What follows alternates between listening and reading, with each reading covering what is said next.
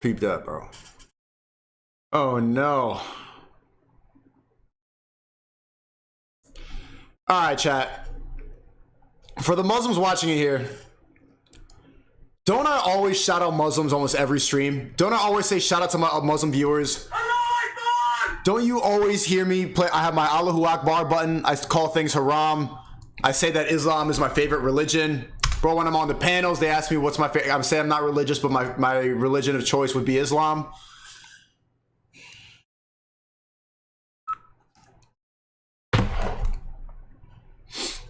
Lasanabi reacted to me again. Chat, you want to watch Lasanabi? Don't ever disrespect Islam again. I never will. I'm never disrespecting Islam again. I did not realize that I was mocking the prayer to that level. The clips were taken out of context. I was actually making fun of trans and gay people and westernized women, and then I was doing a Muslim prayer. And I've seen like other people, I've seen the meme like haram. So I thought it'd be similar to do that, but apparently, like out of context, it looks really bad what I was doing. I'll play you the clip. I'll play you the clip. So let me wait till more people get in here. I got a little bit of panel. Tomorrow I'm doing a stream with the 3 Muslims. Shout out to the 3 Muslims. I want to clear this up. I really want to get this out here because TikTok is really good at manipulating. Like when you watch a montage, when you watch a clip, everything looks really bad. But it takes out all the context, it takes out all the information. So here we go. But tomorrow I'm going on with the 3 Muslims. I want to clear everything up. And all my TikTokers, make sure you clip up tonight's stream. Even if you're not a TikToker, if you're a Muslim watching and you're aggravated with me, clip up tonight's stream. You have, please, for me, because it's going viral right now out of context. So I want people to see, all the people that are outraged at me, I need people to see the explanation. I did not mean to disrespect Islam. I'm a big fan of Islam. I've thought about converting to Islam. I got Malcolm X in my banner. He was part of the Nation of Islam. Bro, I got Dave Chappelle's signature right here on the wall. He just converted to Islam. Dave Chappelle and that $100 bill. Both my editors are Islamic. Oh, shit. Fuck.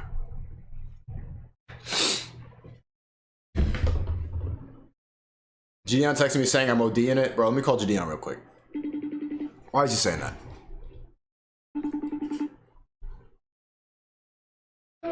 What you mean I'm ODing it? What? What you mean I'm ODing it? Bro, you know you were wrong, man. Are you gonna apologize? I did not mean to disrespect the religion. Islam is my favorite religion. Are you gonna apologize? I'm asking Allah for my forgiveness. It takes a real man to apologize. I ask Allah for my forgiveness. But I want them to look at the intention of what I was saying. Was I trying to disrespect Islam, or was I trying to make a point about how the Western world is going to crap? And I was using Islam as an example of that. I understand that I'm not in a position of that, and I understand that you should not mock a religion and everything.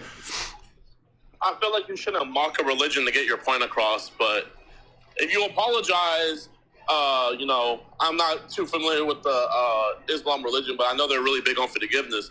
So if you apologize, they'll forgive you, especially if you sincerely mean it. So who should I apologize to?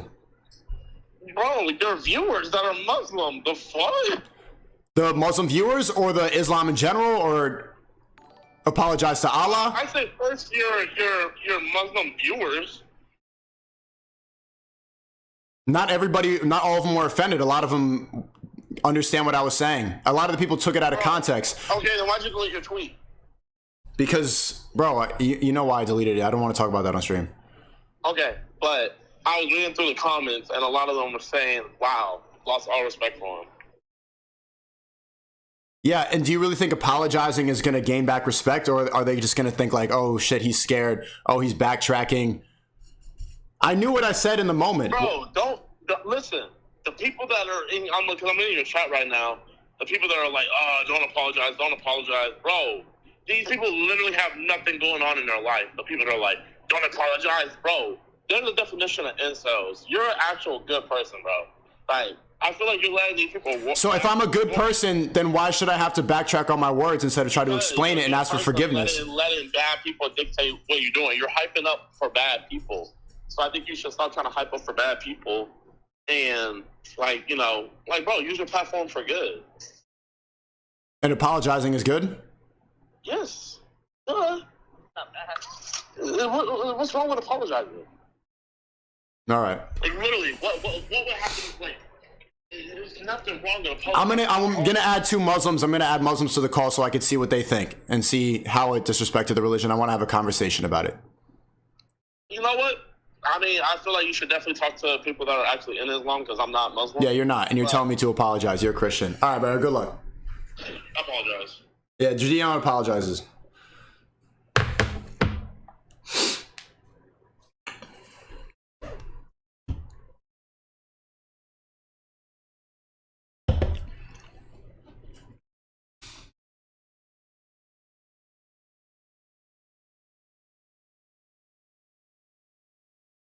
I encourage everybody who's really outraged about this to watch the clips in full.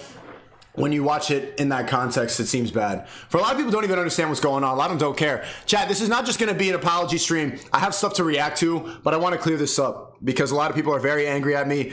A lot of Ahmeds and Mohammeds are in my DMs. And I'm getting a lot of death threats, personally. Islamic people take their religion very seriously. They're told to defend their religion. If people are mocking it, then they're told to act in violence. And so I'm getting a lot of people sending me death threats, if I'm being perfectly honest. Which is pretty regular, but I've never this many, and especially from my own fan base. But I want to talk about this on stream. I think this is an important conversation.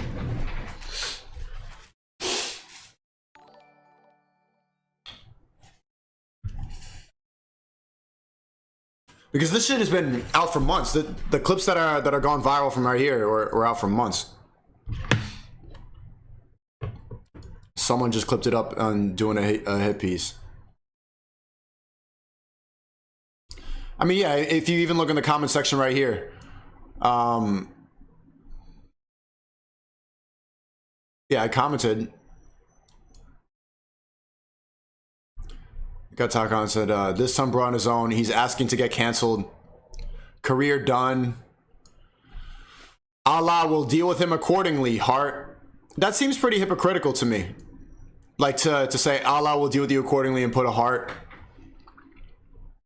Are you really saying love or? Lol, he ain't gonna be here for much longer. Damn.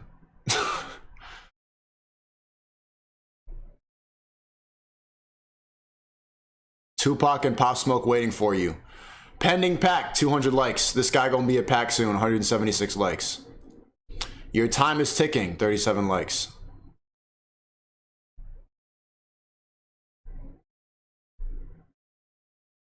Those who ridicule Islam are ridiculed by fate themselves while the world watches.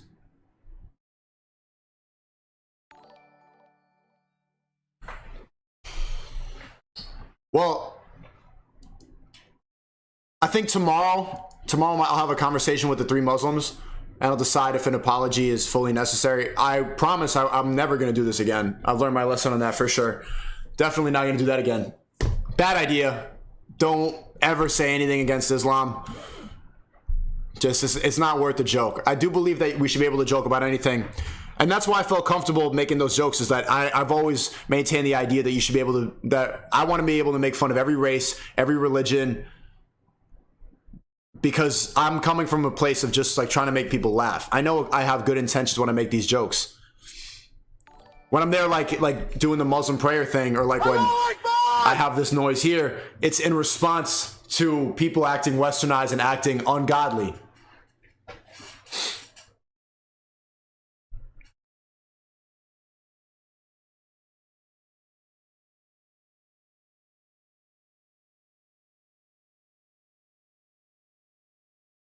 I think I'm about to read these donuts. Let me add the chat right here. Some prayer thing. Chat, what do you think I should do? What do you think I should do? Been thinking about this all day long.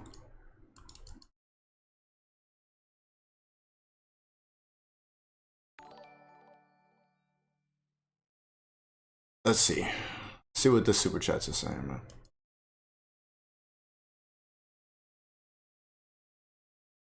So the 5. Mercedes fan said, don't apologize. You look weak and Islam is extreme. Be careful next time. Yeah, you're right.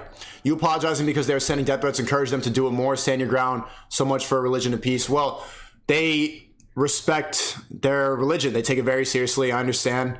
I do think death threats is too much. Loose Gun says, don't cave to the mob. They all talk. Well, I'm never going to do it again.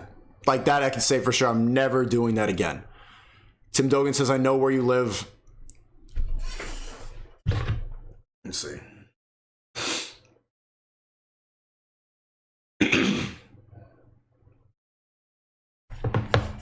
Eat some halal food. Damn, actually, I'm kind of hungry. I'm about to order some halal. Wallahi, inshallah. All my Muslim brothers, man. Bro, I've even talked about wanting to convert so many times.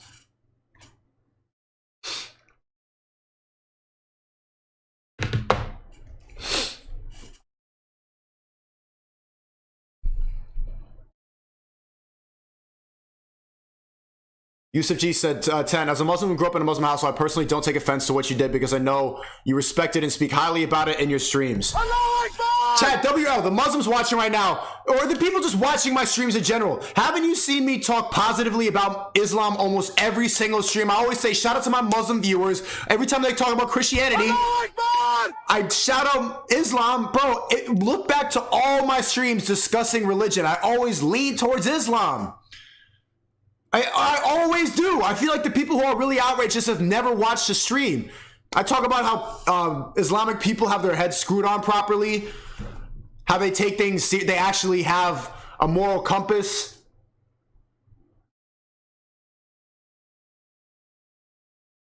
I love Islam, bro. I genuinely do. Dead ass, bro. It's my favorite religion, but they gonna clip this up. Chat, when you clip things out of context and in a montage, it's like when they clipped up that montage of Joe Rogan saying the N-word over and over again. He wasn't saying, they did that to try to make black people angry, but he wasn't saying it with bad faith. He was saying it in context of a conversation. He was talking about the word. Same thing with me, like doing the Muslim prayer, or like, okay, I got sturdy to the Quran music. I didn't realize that was wrong. I didn't know that you can't do that. I'm trying to make fun of my ignorance, trying to talk about how I don't have a religion, and I'm making fun of my ignorance not knowing what religion to pick.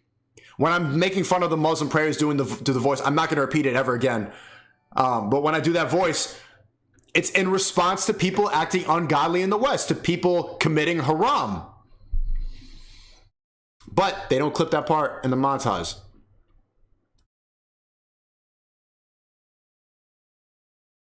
I'm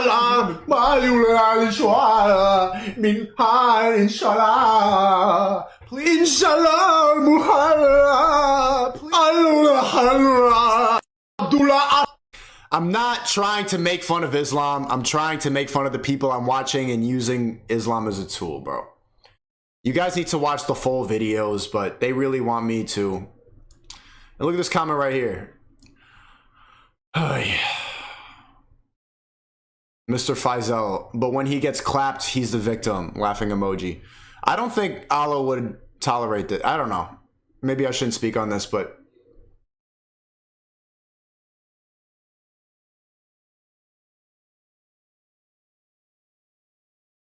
this is crazy. Chat, imagine new pack alert.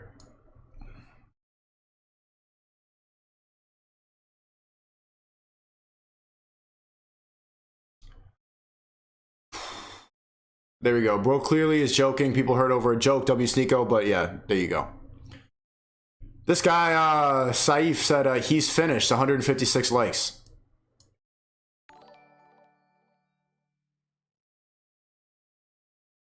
There's a subsection of the internet that really wants me to fail, chat.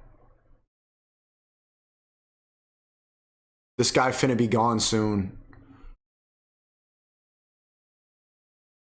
I'm not even Muslim, but I want to beat him down on their behalf.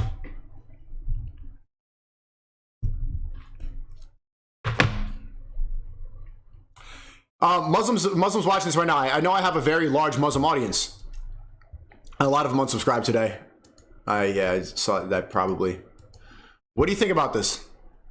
Have you guys even seen the original clips? That was from season 1. I was only pulling in like 1,000 to 2,000 viewers at the time. SNEAKO, you're learning and growing. I'm learning and growing. Yeah, let me do that. Why are we so quick to like pray on someone's downfall and hope they get hurt? Mercedes fan, invite me on. I'm an ex-Islam. No, bro. There's no way I'm inviting on an ex-Islamic person right now. That's not a good look. As a Muslim, I respect your views and you respect our religion and we root for you, G. We like you, SNEAKO. There are a lot of Muslim libs in the West. Is that who's setting the threats? Frank says, as a Muslim, I didn't take what you did as disrespectful, but of course, everybody doesn't have this mindset. Stay safe and keep grinding, SNEAKO. Thank you. Thank you. I wasn't trying to be disrespectful. For real, bro. Just be careful next time. What you did was a joke, but people are misrepresenting you. Have my support. Big up, bro. And I understand now that there's some things that you just shouldn't joke about. I've always maintained the idea that you should be able to joke about everything, but the amount of like threats I've been getting today, it's like, you know what? I'm folding. It's not worth it. And it sucks. I've never had to fold on something like that. I've never had to give up. But it's just, it's not worth it. I think it's funny personally. I think it's funny to make fun of every religion, every race. I think it's funny just to make fun of people in general. I don't discriminate. I've made fun of every single race, every single religion. Even the other day, I was making fun of, and the best panel of all time, we were talking about conspiracy theories, and I went, making fun of the Juhava, the Nagila Hava. No one cared. Nobody cared. Bro, on my stream, nobody is safe. I like to make fun of everybody, but I learned my lesson. I will never disrespect Islam again. Never. It's not worth it.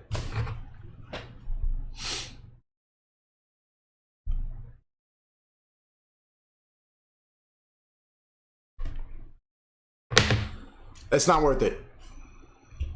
Allahu Akbar! Yeah, why are you? Oh my God, WRL chat. What do you want me to do? For people saying L, I would like to move on and continue telling jokes, continue reacting things, entertaining you.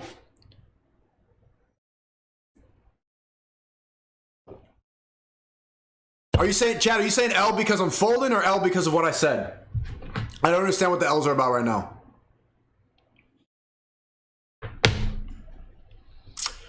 I understand where you're coming from.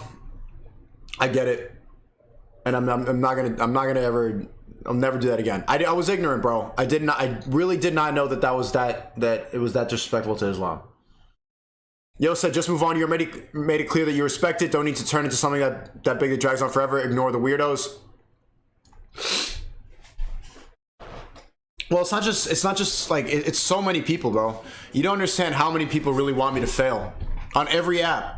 Every social media platform, there's people that ignore all the entertaining I do, all the good stuff about my stream, the parts where I say like praise God at the end, the part where I try to spread positivity, the part where like I'm cracking jokes and doing stuff that doesn't hurt anybody, but they will latch onto the one thing that makes me look bad. That's a lesson in you, chat. When you start going up, bro, people want to drag you down. People want to drag you down. Oh, they're saying L fold. Chat, then L fold. Spam L's. I am never, ever, ever disrespecting Islam again. It's not worth it. It's not worth it. Evo said, a God of peace wouldn't encourage violence against someone who disrespects jokes of religion. Violence isn't holy. Peace is holy and the only answer. Well, that's what they're told in Islam. That they're a religion of peace, but they're told to act and violence if someone's disrespecting. That's just their rules.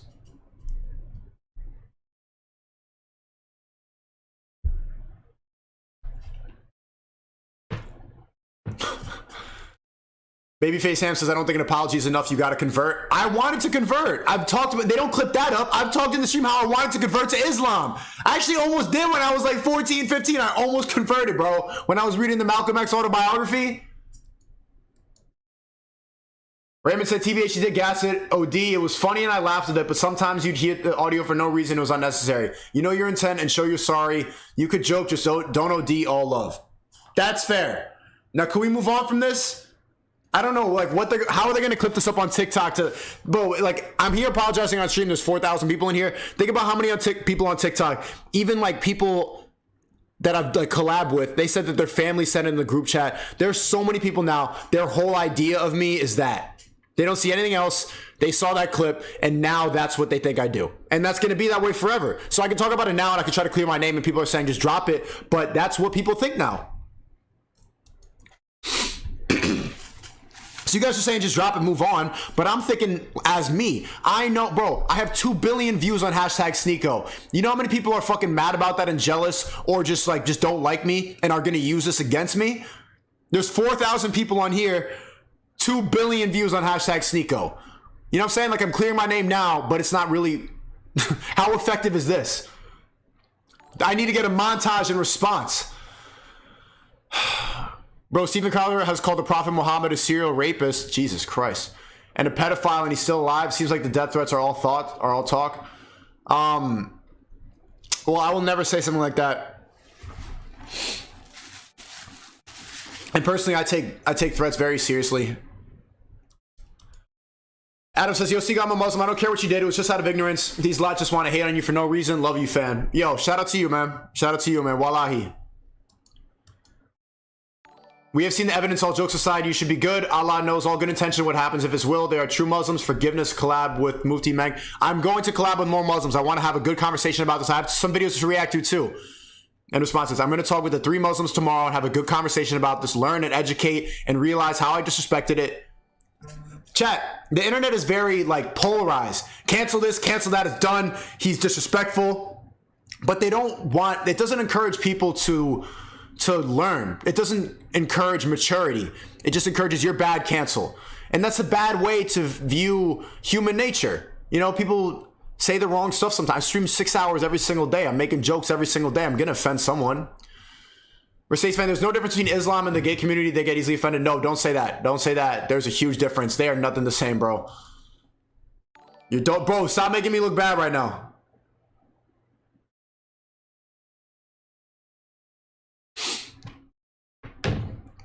Lol, Ismail says, SNEAKO, there's a lot of people that are malicious to insult the religion of Islam. You're not. We defend it because we love our religion more than our parents. I love Islam too.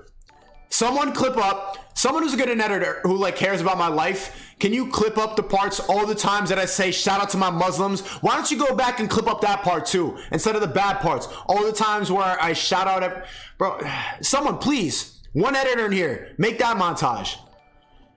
A God of peace wouldn't encourage violence against someone who disrespects Salam, we Muslims take pride of our religion and out of context may seem disrespectful. Thank you. It's out of context. We love Allah and Muhammad more than life. Allah may guide you, my brother. Islam is the truth, but my brother love. Wallahi. Inshallah. The person says, please don't fold. You know what you mean. Don't compromise for TikTok. We all know this will blow over the next few streams and we can go back to normal. Please steal your message and strength. Don't fold. Know your audience, not your enemies. Well, my enemies are not my enemies, but people who just saw that clip, they get really offended. So hopefully they're watching and hopefully they see that I'm not a bad person. At least I don't think I'm a bad person. WRL chat, am I a bad person? Yo, chat, WRL on my morality. Invite 3 Muslims with difference in opinions and find the truth before you apologize. Yes. Tomorrow, chat, I'm going to talk with the 3 Muslims, have a good conversation about this. Real ones know you meant no harm. It's just lots of people caught up in their emotions. Yes. They'll forget about it in a few weeks. It's just an outrage mob. They'll probably forgot what Mia Khalifa did, which is arguably worse. Good point. But yeah, I didn't need to think about that. I'm more of a Destiny guy, but I appreciate your willingness to talk. Don't let religious extremists change your principles, especially freedom of speech. Do you think you should be able to say that? Yes, I do. But also, you know, like there's only you can only go so far. If people if Islamic people think that they can act in violence towards that, then that's where I draw the line. Because if I keep making jokes about this, then I don't want people to come and I don't want to be hurt. Like I don't want to, it's just not worth it. It's not worth it. And I don't want to disrespect. If they feel that strongly about it, then that's where I'm like, okay, I don't want to talk about that anymore. The same people angry over it laugh at other things you do that can be seen as disrespectful hypocrites. You make fun of everything, not out of hate. I think it is hypocritical, but you also have to respect that they actually hold their religion to a high standard of disrespect. Whereas, you know, you need to draw the line somewhere, because if you are tolerant of everything, then you don't stand for anything. I'm calling all TikTokers to action. Let's make a video, post it tonight. Let's get the word out to the masses. SNEAKO only has love for all. Thank you.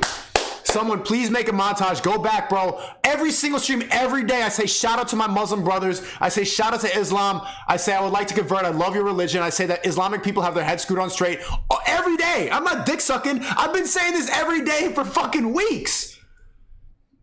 Cassidy Campo's in the chat. Check his stuff out. He wants to collab with you. Okay. Tell him to DM me on Twitter. Juan said, you don't owe an apology. Muslims shouldn't walk around thinking they're scared. Everybody's free to talk about it. If they feel so insecure about criticism, they got stuff to hide. I'm not going to go that far and say that. Juan said that. We'll have a conversation tomorrow. There are Muslims that represent Islam too, by the way, and Muslims do feel, right, honestly, you're human, you can make mistakes, all Muslims do. Thank you, man. That's what I thought. I thought God is forgiving. I thought Allah is forgiving. If you stop joking on Islam and keep clowning Christianity, it shows cowardice of not being a man of principle. Well, the difference is Christian people don't really care. Christian people have no rules like that. You can clown on Christianity all the time. People, I've heard about parties, chat, where girls are going like, yeah, I'm going to twerk for Jesus. And they're going to twerk for Jesus party. And it's like Jesus with a gay pride flag. Jesus is gay. They walk around with those t-shirts. Islamic people would never tolerate that. And I do respect that they really hold that to a high standard. In Islam, obedience to the law of the land is a religious duty. People sending you death threats and wanting to kill you are not real Muslim. I'm not going to go far and say that, but maybe that's true. Even Diaz says you can, if you can, you may check out a video by some ordinary gamers on Andrew, blah, blah, blah. Put it in the Discord, bro. Stop. Don't let strangers, Michael says, don't let strangers control you. Some people will hate you no matter what. It sucks when they lie, but you have your fans who will support you. Keep your head up. Thank you. Sometimes it doesn't seem, chat, I'm going to be honest. I read, I'm online all the time, almost all day, every day, on every platform. And I'm like the big topic of discussion and everything on fucking Instagram, on Twitter, on Reddit, on YouTube comments. I see, and most of what I read is like stuff like this. I'm going to be honest. Like, this guy's going to get boxed. As a Muslim, I'm not offended by this. I'm worried about the spiritual consequences of this. 800 likes. Damn, I wish I could catch this man one day. He going to sleep. Like, I know you're saying this now, but like a lot of the stuff I read online, I'm like, bro, do people really even... I know that's stupid to say now. I'm not trying to victimize myself, but I read a lot of fucking negative stuff about me. I ain't gonna lie. Chad, I should probably just tune it out.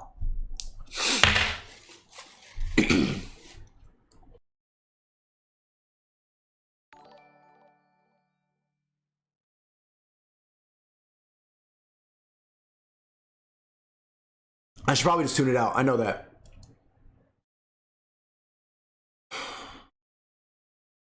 Thank you for the 50. He said, I'm Muslim. I take huge pride in being one. I know you have no ill intention towards Islam. You're on the right road. Don't lose sight. Much love, bro. I think I already read this one. But yeah, thanks for the 50. Appreciate you again. Professional hating ass nigga says, does this mean you're going to forego that you could joke about everything idea? Yup. I guess I have to forego that. You cannot joke about Islam. You can't joke about it. It sucks, man. But they saw what happened to Charlie Hebdo. Charlie Hebdo was a French magazine talking about this, and yeah, you can't, just certain things you just can't joke about. It sucks. But I really want to keep pushing freedom of speech, but we'll see what the 3 Muslims say about that tomorrow. Maybe there's like jokes I can make in good faith. Neforia says, keep your head up, SNEAKO. The obstacle is a path. Yeah, you're right. When he says, bro, as Myron says, TikTok equals less attention span, hence they framed you in that TikTok as an Islam hater. No, don't say that, bro. Whereas there is no close to the truth.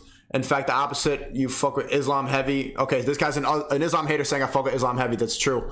TikTok, look how, TikTok is so easy to manipulate it, bro. They just see this, and now all the people who dislike me hate me from a clip. Yeah, okay. I'm making fun of an accent. Maybe I shouldn't have done the prayer hands. I should not have done that, period. Should not have done that at all. Jesse says, okay, oh, so for Christians threatening you with violence, we won't be made fun of anymore. Are you enjoying multiculturalism yet? Well, Christians don't threaten with violence. They just don't. I've made the same jokes about. I made the same joke about Judaism the other way. I went Hava, Nagila, Hava, Madila, Hava, and no one cared. No one cared. So, but it is what it is. Christianity, like they stand for a lot more. They're very tolerant. I wish Christians defended their faith like Muslims did. I think people would take Christianity more seriously if they did. I think this is why Islam is the most relevant religion in 2022, because they take everything very seriously. And do I think that it hinders freedom of speech? And do I think that they could take things out of context? Yes. But also that's why like Islam, the religion of Islam is still taken seriously, and people like laugh at Christianity. It's a joke. It's a joke. In the West, at least. Radino said, being a small Twitch streamer short of 1,000 followers, people do whatever they can to tear you down for their own gain. Fellow Canadian here, and many of my friends support you. Keep it up, eh? Shout out Canada. Shout out Canada. But they won't clip up that. They're going to clip up the part where I say, you know. Love Swami says, it's weird to me that people really take their time to watch stream all day just to clip that one thing that looks bad out of context. Love from Finland. Yeah, well, people really, you see what I'm saying? It's a hit piece. And it works because people are so easily manipulated by social media now, chat. You're not supposed to lash out as you're not Allah. You're not worthy of judging other people as Muslim, and Muslims don't get this. Well, chat, for the Muslims watching, are you supposed to act in violence towards disrespect? I thought that was part of the Quran. Freedom of speech don't make you free from catching these hands. Just kidding. But I know you ain't mean it out of hate. Thank you, man. React to Bill Maher Ben Affleck Islam. All right, let me check that out. The person says, we're on your side. These people want to contradict yourself for TikTok. We're giving you money to tell us, stay strong, more to lose. Appreciate you, bro. Really do appreciate you. It's easy to feel manipulated by this stuff recently. Adam says, the men on TikTok are all a bunch of neeks anyway. You shouldn't take what they say seriously. Wallahi, man. Bunch of bums hating on you for no reason, fam. It is what it is. They're going to continue doing it. You know. But a lot of people they're not even just haters. They just see this clip and they misunderstood it. Rebo, thanks for the 20. He said, you know you were disrespectful. We saw that you were not serious with your apologies on Twitter. Oh, man. Keep listening to the incels in the chat and acting like a 12-year-old. Allah and real Muslims have already forgive you, though. I was trying to be serious with my apologies on Twitter. I didn't realize how disrespectful I was being. Also, you're in the chat, too, so calling them incels is a little bit immature. I did not know I was disrespectful at the time. What I was trying to disrespect were the people acting in haram. I was trying to take the religion seriously. Me making those jokes was actually me trying to show that I empathize with Islam, and that's the religion that I identify with the most. But if you don't understand that, then I was trying to be sincere. But at the same time, man, I'm a comedian. I'm here trying to make jokes and entertain. Like, if I keep like wallowing in it and like being like, I lose all credibility. You got to understand that I'm here trying to entertain people too. And I know that what I'm saying is not serious. Like, most of the shit, I see what you're saying though. Maybe I could have made a more sincere backtrack, but like at the same time, then how are people going to ever take what I say seriously anymore, man? Basha says, I did not expect you to fold on Muslim, and I know what you were doing was not respectful. You do not speak the language. Dancing to the Quran was too far. Dancing to the Quran was too far. That was too far. I understand why that's disrespectful. If I spoke Arabic, then I would have done the prayer in Arabic, but I don't.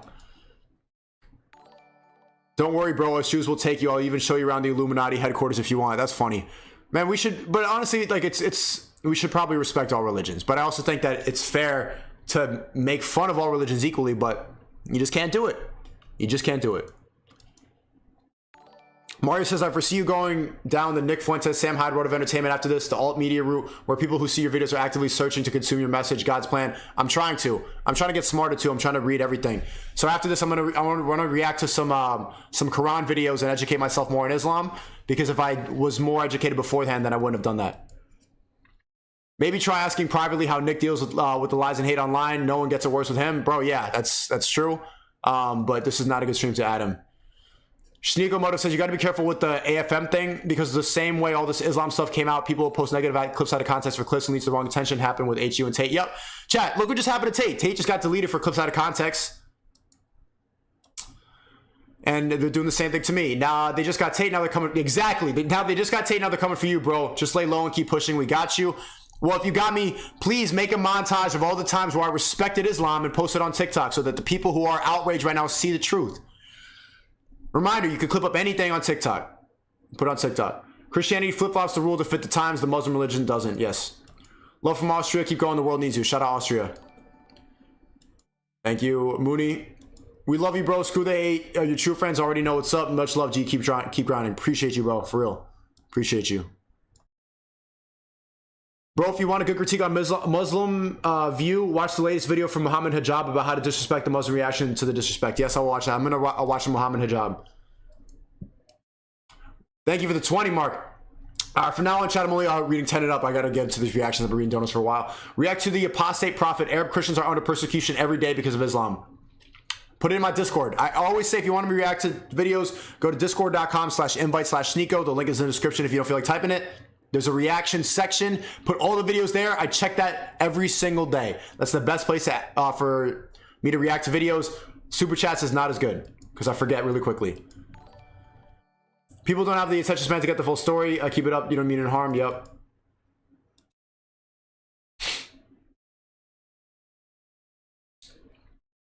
Torsvik says they won't see you as a kind person for apologizing. They will see you as a coward they can bully. Stop apologizing. I haven't apologized. I said that I will not disrespect Islam again. I said I realized that I disrespected a lot of people. I did not know how people were going to perceive that. I thought that I was showing that I'm actually a big fan of Islam. Even though I grew up Catholic, I've always gravitated towards Islam my whole life. And I was honestly trying to poke fun at my own ignorance by doing that.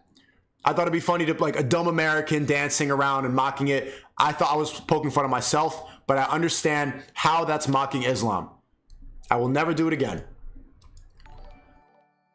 You should contact Sean Less on YouTube and watch him with Edward. Okay, yeah, but same thing. Go to Discord.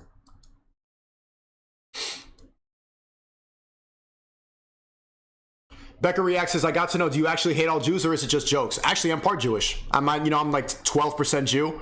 I don't hate anybody. I don't have hate in my heart for anybody. I laugh at Nick because Nick is honest about his prejudices and everything. I think it's funny, but I don't hate anybody. I genuinely don't. I have love for the whole world. That's why I feel comfortable making jokes about everybody, because I have love for everybody. The reason I'm able to make jokes, racist jokes, religious jokes about every single group, every single person, is because I know my intentions are good, to make people laugh. I don't have bad intentions. Genuinely, I don't have hate in my heart. I really don't.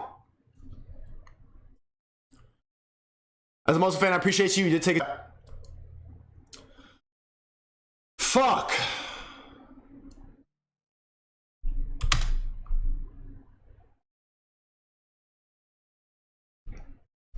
Unbelievable. Actually, it's not unbelievable. It's pretty believable in this day and age. Pretty goddamn believable.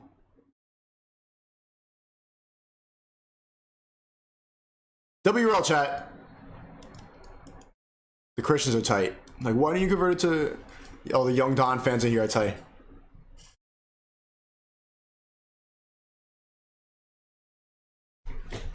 Riley Tay says, I'm a Muslim and I take huge pride in being one. I know you have no ill intention towards Islam. You're on the right road. Don't lose sight. Much love. Much love. Really.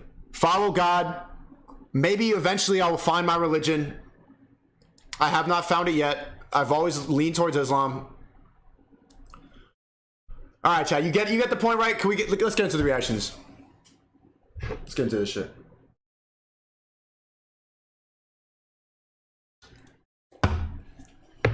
Someone in chat said SNEAKO for defending Islam after they were threatening him. I respect that they have conviction, and they won't clip this up. They won't clip up this. I respect that Islam is very righteous about disrespect. I respect it because I think it's the only religion that's really taken seriously in 2022. I understand they were threatening me, but I will still continue to defend Islam. I like a lot of the ideas in the Quran. I almost converted to Islam when I was a kid because of Malcolm X. I respect it. So even though I want to do what Allah would do, I want to lead with love. Even though they're threatening me, you've seen in the comment section, the DMs are even worse. The stuff I've seen on Twitter is worse. I'm not gonna go with any hate in my heart. I want to do what Allah would do, what Muhammad would do. Forgiveness, move forward. I don't have hate in my heart. I'm gonna let it go.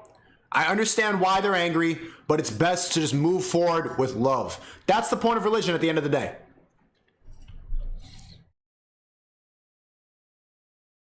Three Diglets, thanks for the 100, man. W3 Diglets. Two things you should never talk about: religion and politics, because you'll never come to an agreement about everything. Don't stress yourself out, bro. Lol, it's all good. You're right. And I'm not gonna lie. I'm not gonna lie, Three Diglets. Before I started the stream, I was a little stressed out. I do think I'm mentally strong, and I'm used to getting death threats. I'm used to people like praying on my downfall. It is what it is. But I've never seen that many of my fans turn against me. And I've never seen that many death threats in a short amount of time. But I will continue to talk about these difficult subjects. I'm going to stay stronger, and I'm not going to let them get to my head. Because I know that people need this. People need freedom of speech. Bro, Christians do care. Thanks, Andrew.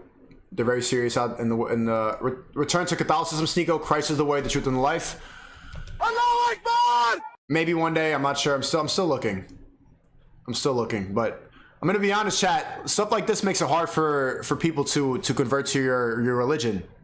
I think a lot more of you should have led with love. Joker, thanks for the 20. Nick Fuentes meeting Destiny in Miami this weekend. Love to see all three of you on Fresh Events someday. Make it happen, bro. I'm down. Just say the Shadat. Is the Shadat is this what you say to convert to Islam? I'm not ready yet. Appreciate the hustle. Thanks, Max and Piano. Love is the answer. Everyone makes mistakes. Never stop raging against the war of the dying light.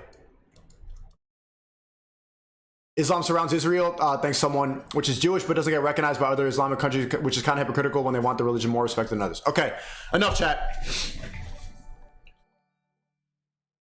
From now on, I'm only reading 20 and up. There's a lot coming in. Thank you. Free Palestine too. Free Palestine in the chat. Allahu Akbar! Free Palestine in the chat, but they won't clip up that. Bars.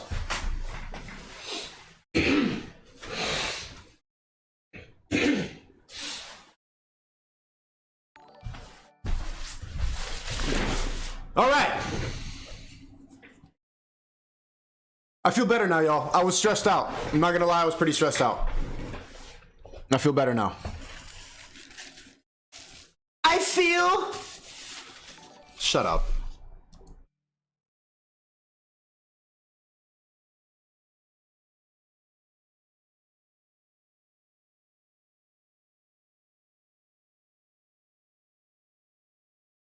I was watching this video on my Discord last night. I want to watch it again on stream.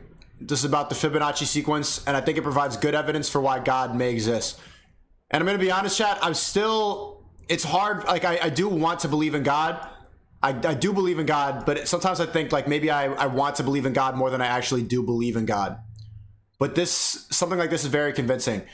Chat, type a 1 right now if you're an atheist.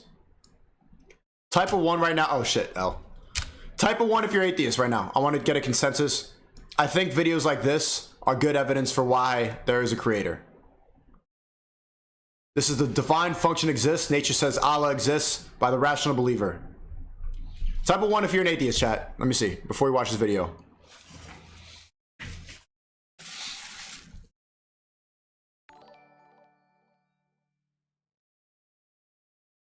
And Yusuf says, I'd rather hear your uncensored funny self than pretend libs actually care about us when we know in private they despise us more than anything, especially because we don't agree with pee-pee and poop. Oh shit, wait a minute. There's a lot of ones. Okay, for all the atheists typing, let's watch this video with an open mind. I especially am playing this video for the atheists watching my shit right now.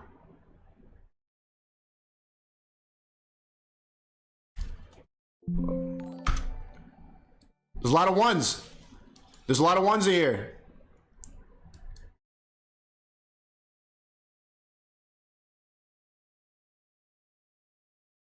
I'd rather hear your uncensored funny self. Okay. Okay, this is the divine functions. Nature says Allah exists. You might get bored watching this, but I think this is good to pay attention to, especially if you're a non-believer, and also for the religious people watching. Let's pay attention. I know it's a little bit slow. I'm gonna try to make it entertaining. It's not that long. It's good.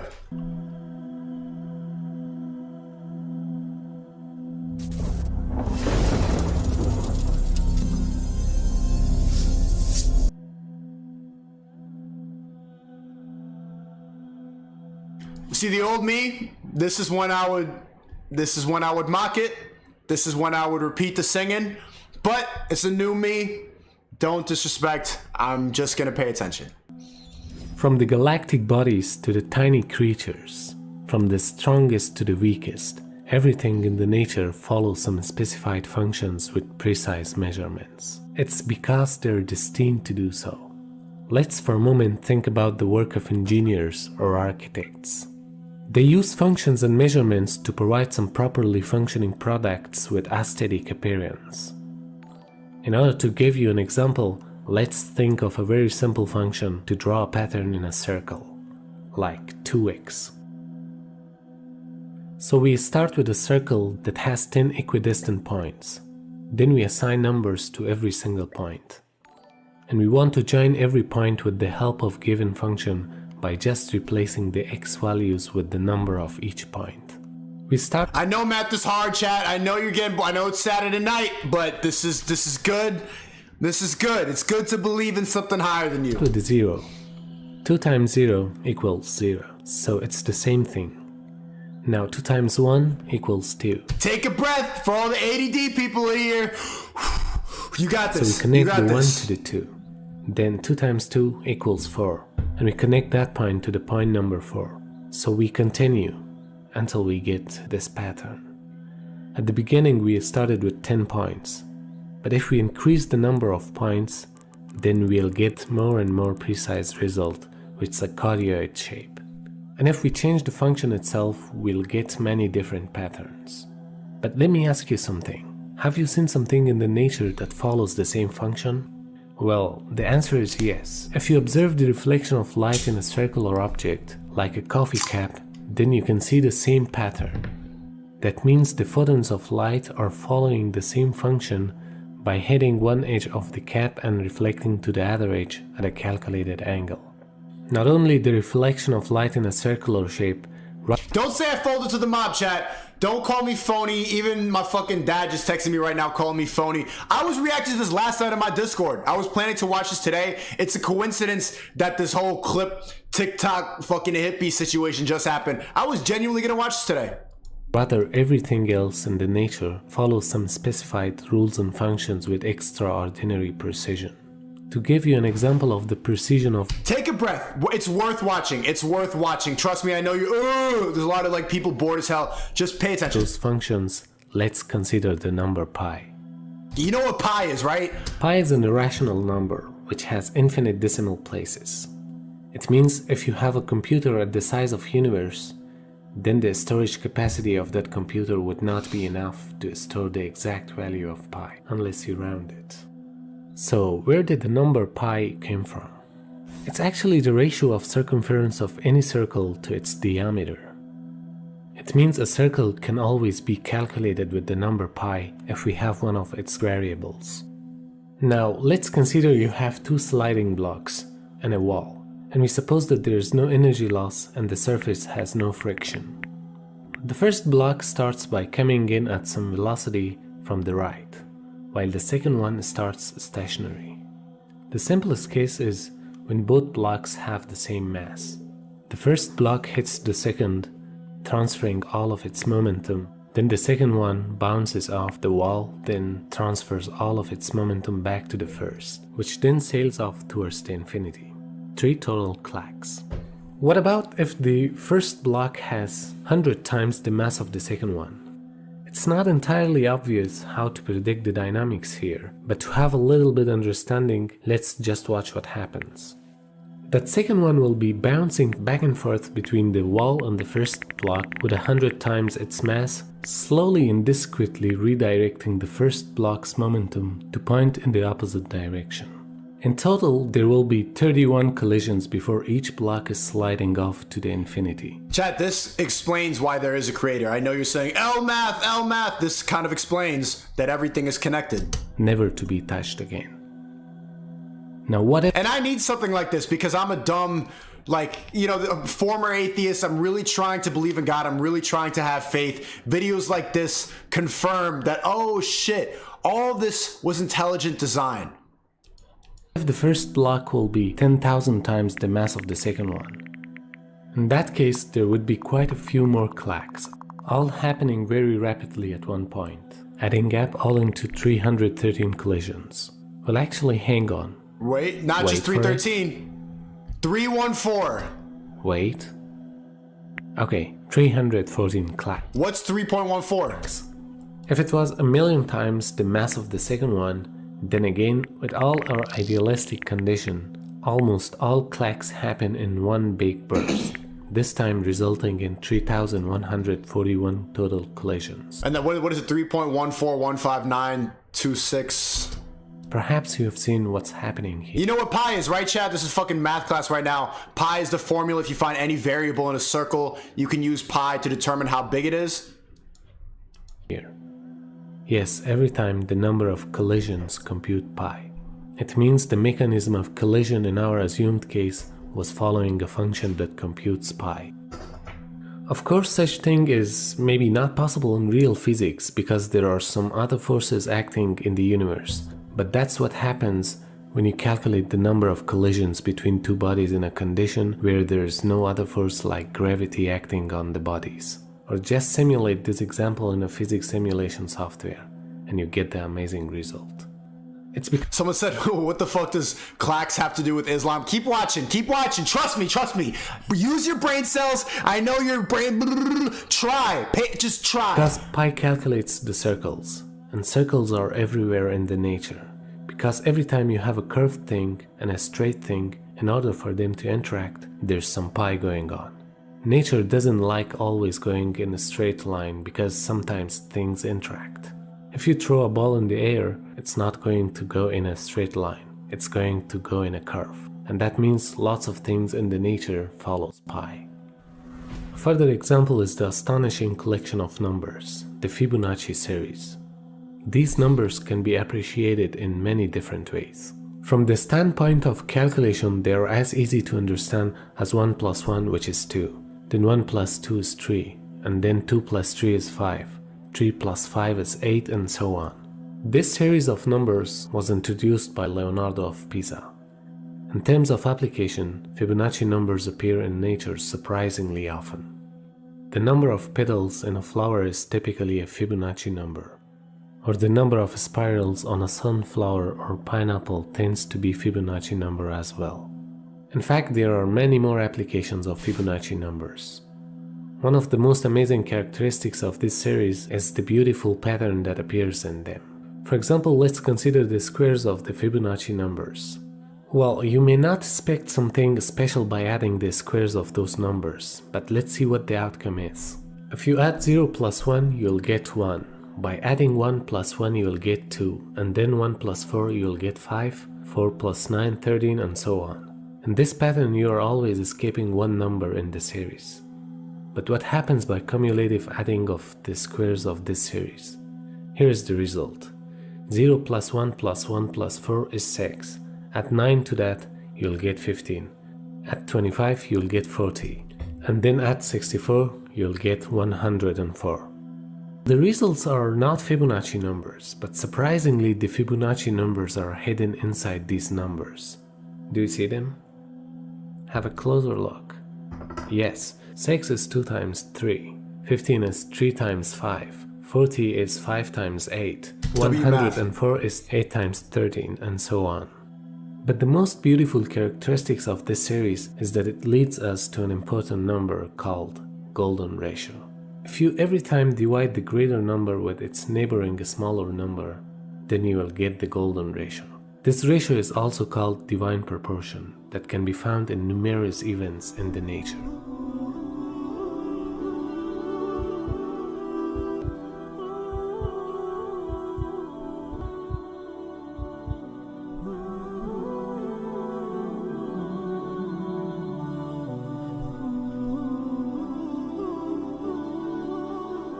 Chad, have you ever noticed this phenomenon before? Have you ever noticed that a cactus, no homo, kind of looks like a dick? Or when you watch a flower grow really fast, it looks like a penis getting erect, no homo. Or you look at the tulips of a flower, it looks like a pussy. There's feminine and masculine even in nature.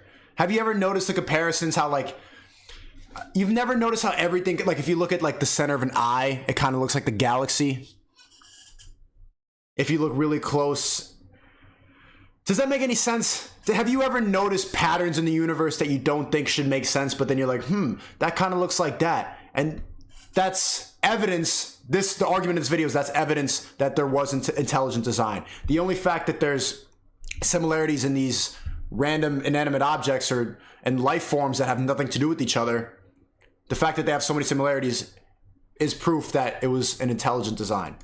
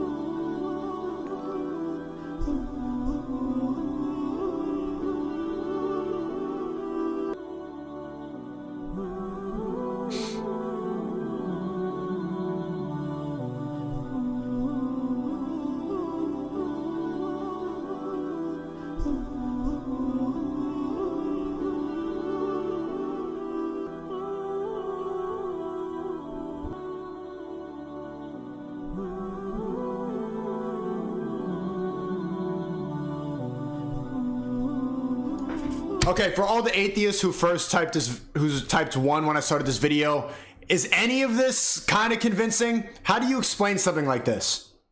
I want to believe God more than I do. I'm kind of like you. I would still say slightly agnostic, but I really want to believe in God, so I'm going to say that I follow God. Allahu Akbar! Haven't you noticed this before? And the fact that you can apply math to this phenomenon, what do you think about that?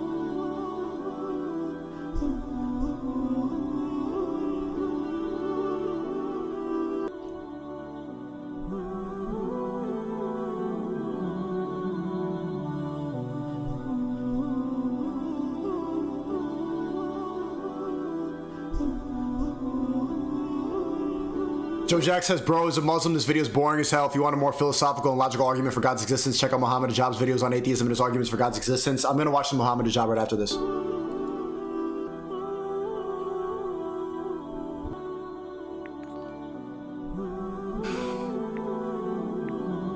And someone says, you're saying that we are the only species in the universe and should believe in a book our species wrote a millennia ago. Be more open-minded for science than religion, still atheists.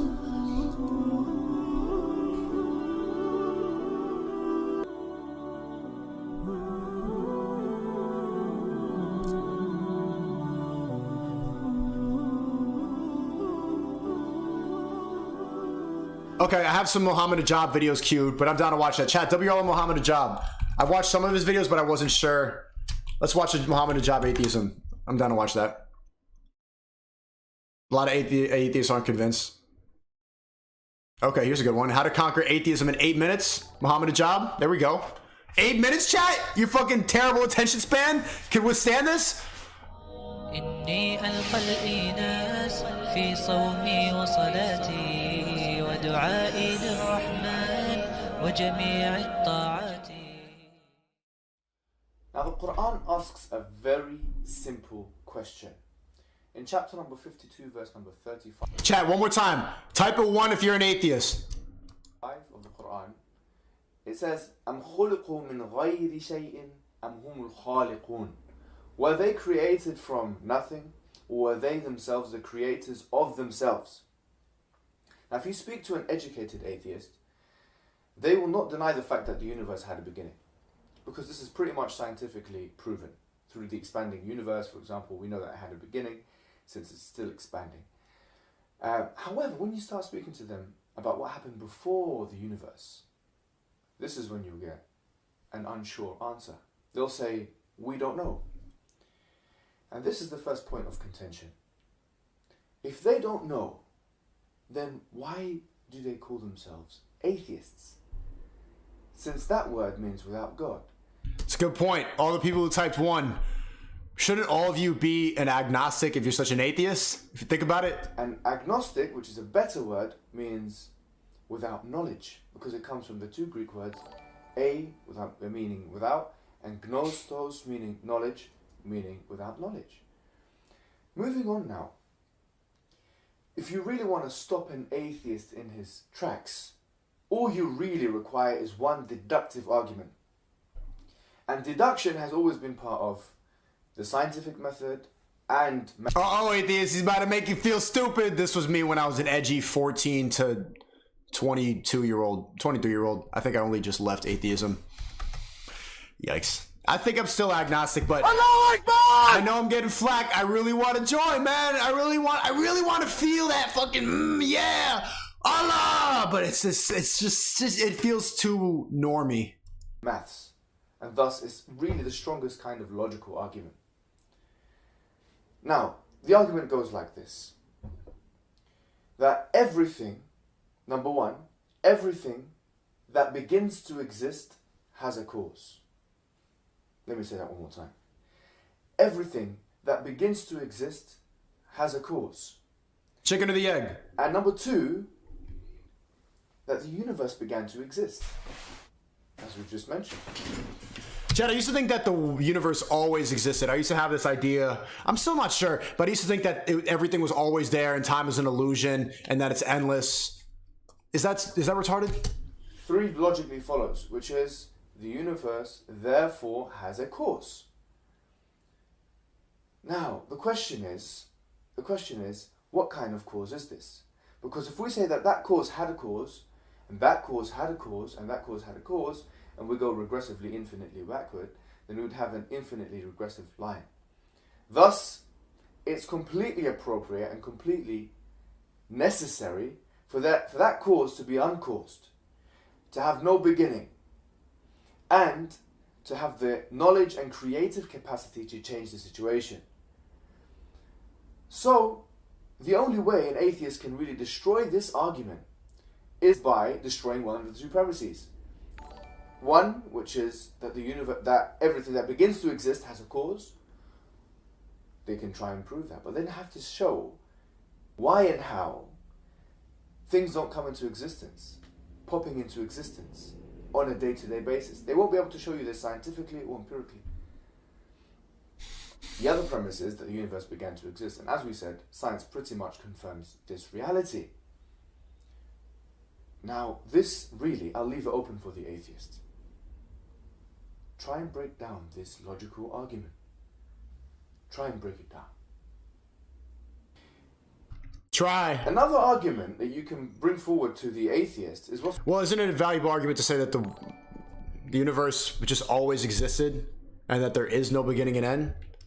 How does that logic not work against that? Referred to commonly as the fine-tuning argument.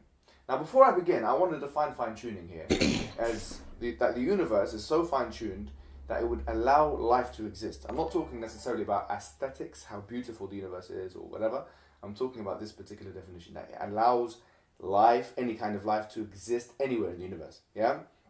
Now, if you look at Paul Davies, for example, who's a cosmologist, he said that now there's broad, basically, agreement. He said there's a broad agreement between the physicists and cosmologists that the universe is fine-tuned for human life. And this is a broad agreement between theists and atheists. The camera switches throw me off. Believers and disbelievers, right? So you don't have to believe in God to recognize this reality. Now there are three actual options, as you can choose one of them, to how this universe became so finely tuned? Option number one is that it evolved somehow. Well, this option is not available in physics, and there's no actual evidence of that at all. And no serious physicist has ever made such a proposition. Thus, it's unscientific. Thus, you cannot say that. Option number two is that the universe is like this because it's a random generation. It's a chance factor. And this is what lots of atheists actually do say.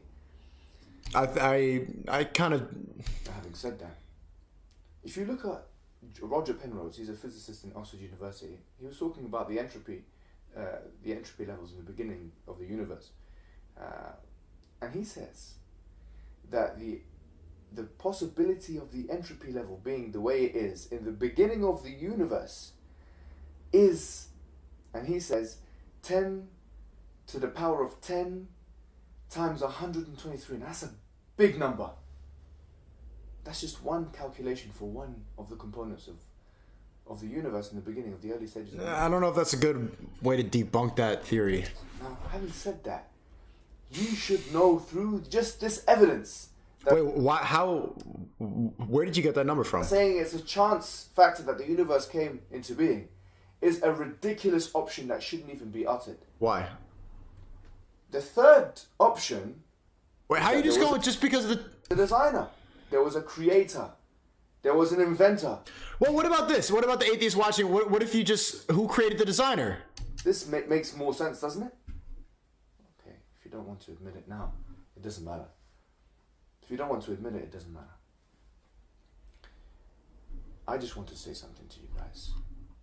To the atheists. Tell me. Seriously. Tell me. This is what I want to say. Tell me.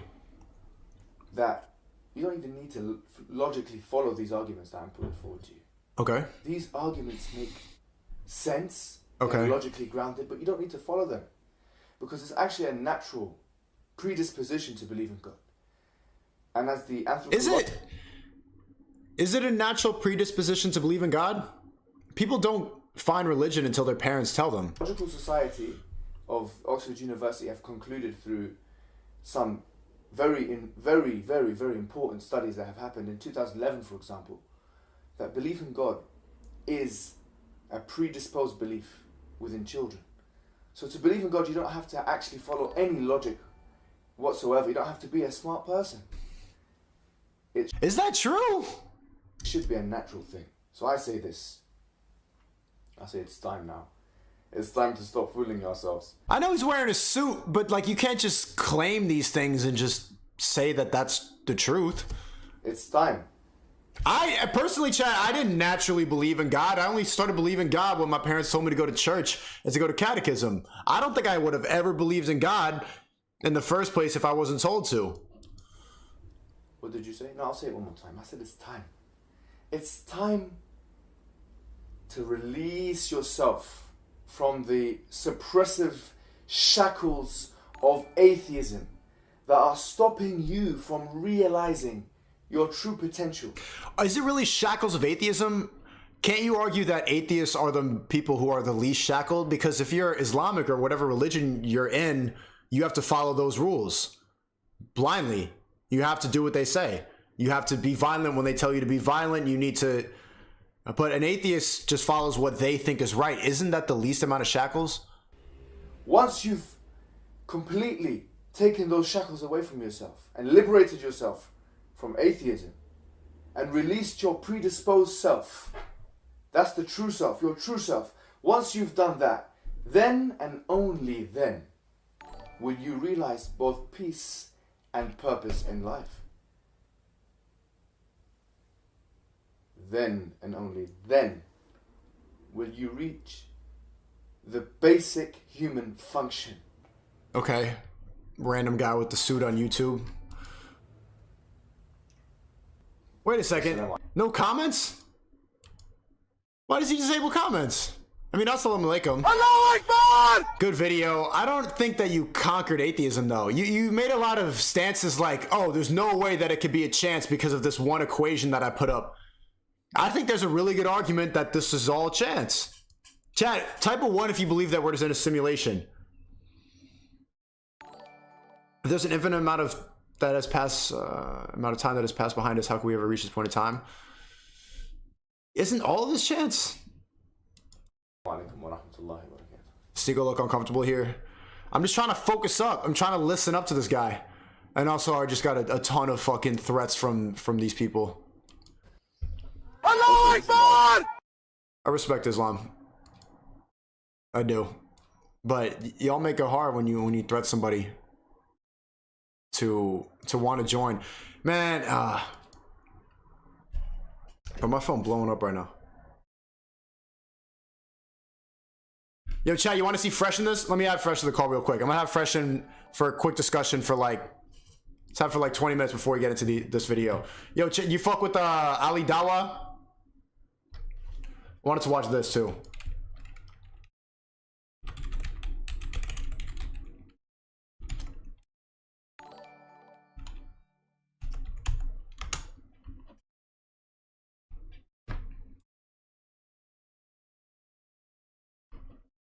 Maybe I could add him to react to this video too. I think Fresh is a Muslim, so he can come and clear up all this fucking.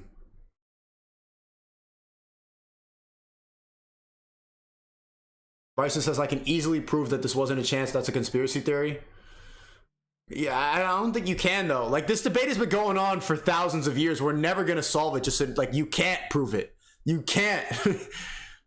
There's no way to prove that there is a creator or not. It's all the faith. Someone says, now watch science debunks religions to be 50-50, still atheist. Yeah, I gotta admit, I don't think that guy was 100% convincing.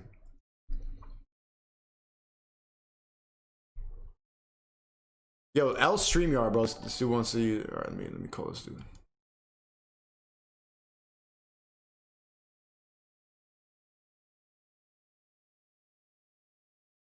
Yeah, what up, Fresh? What up? What up? Hold on, let me just add you to the screen. They can't see you. Hold on. One sec.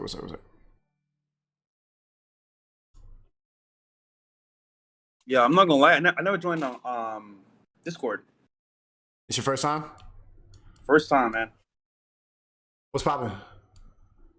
Bro, I'm in a whole dilemma here, bro. Should I feed Hero, go out, or stream? Well, you go out every day. Yeah, but it's different though because, like, you know, I'm networking, man.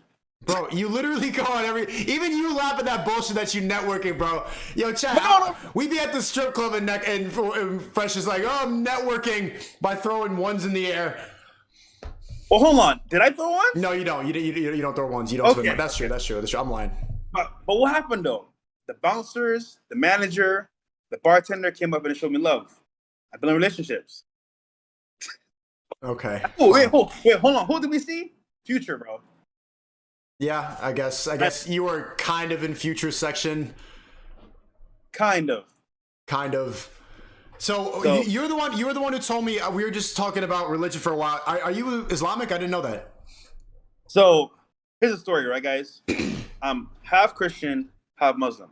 Wait, what does that mean? That doesn't. Yeah, what the hell are you talking about? Half my family's Christian, half is Muslim.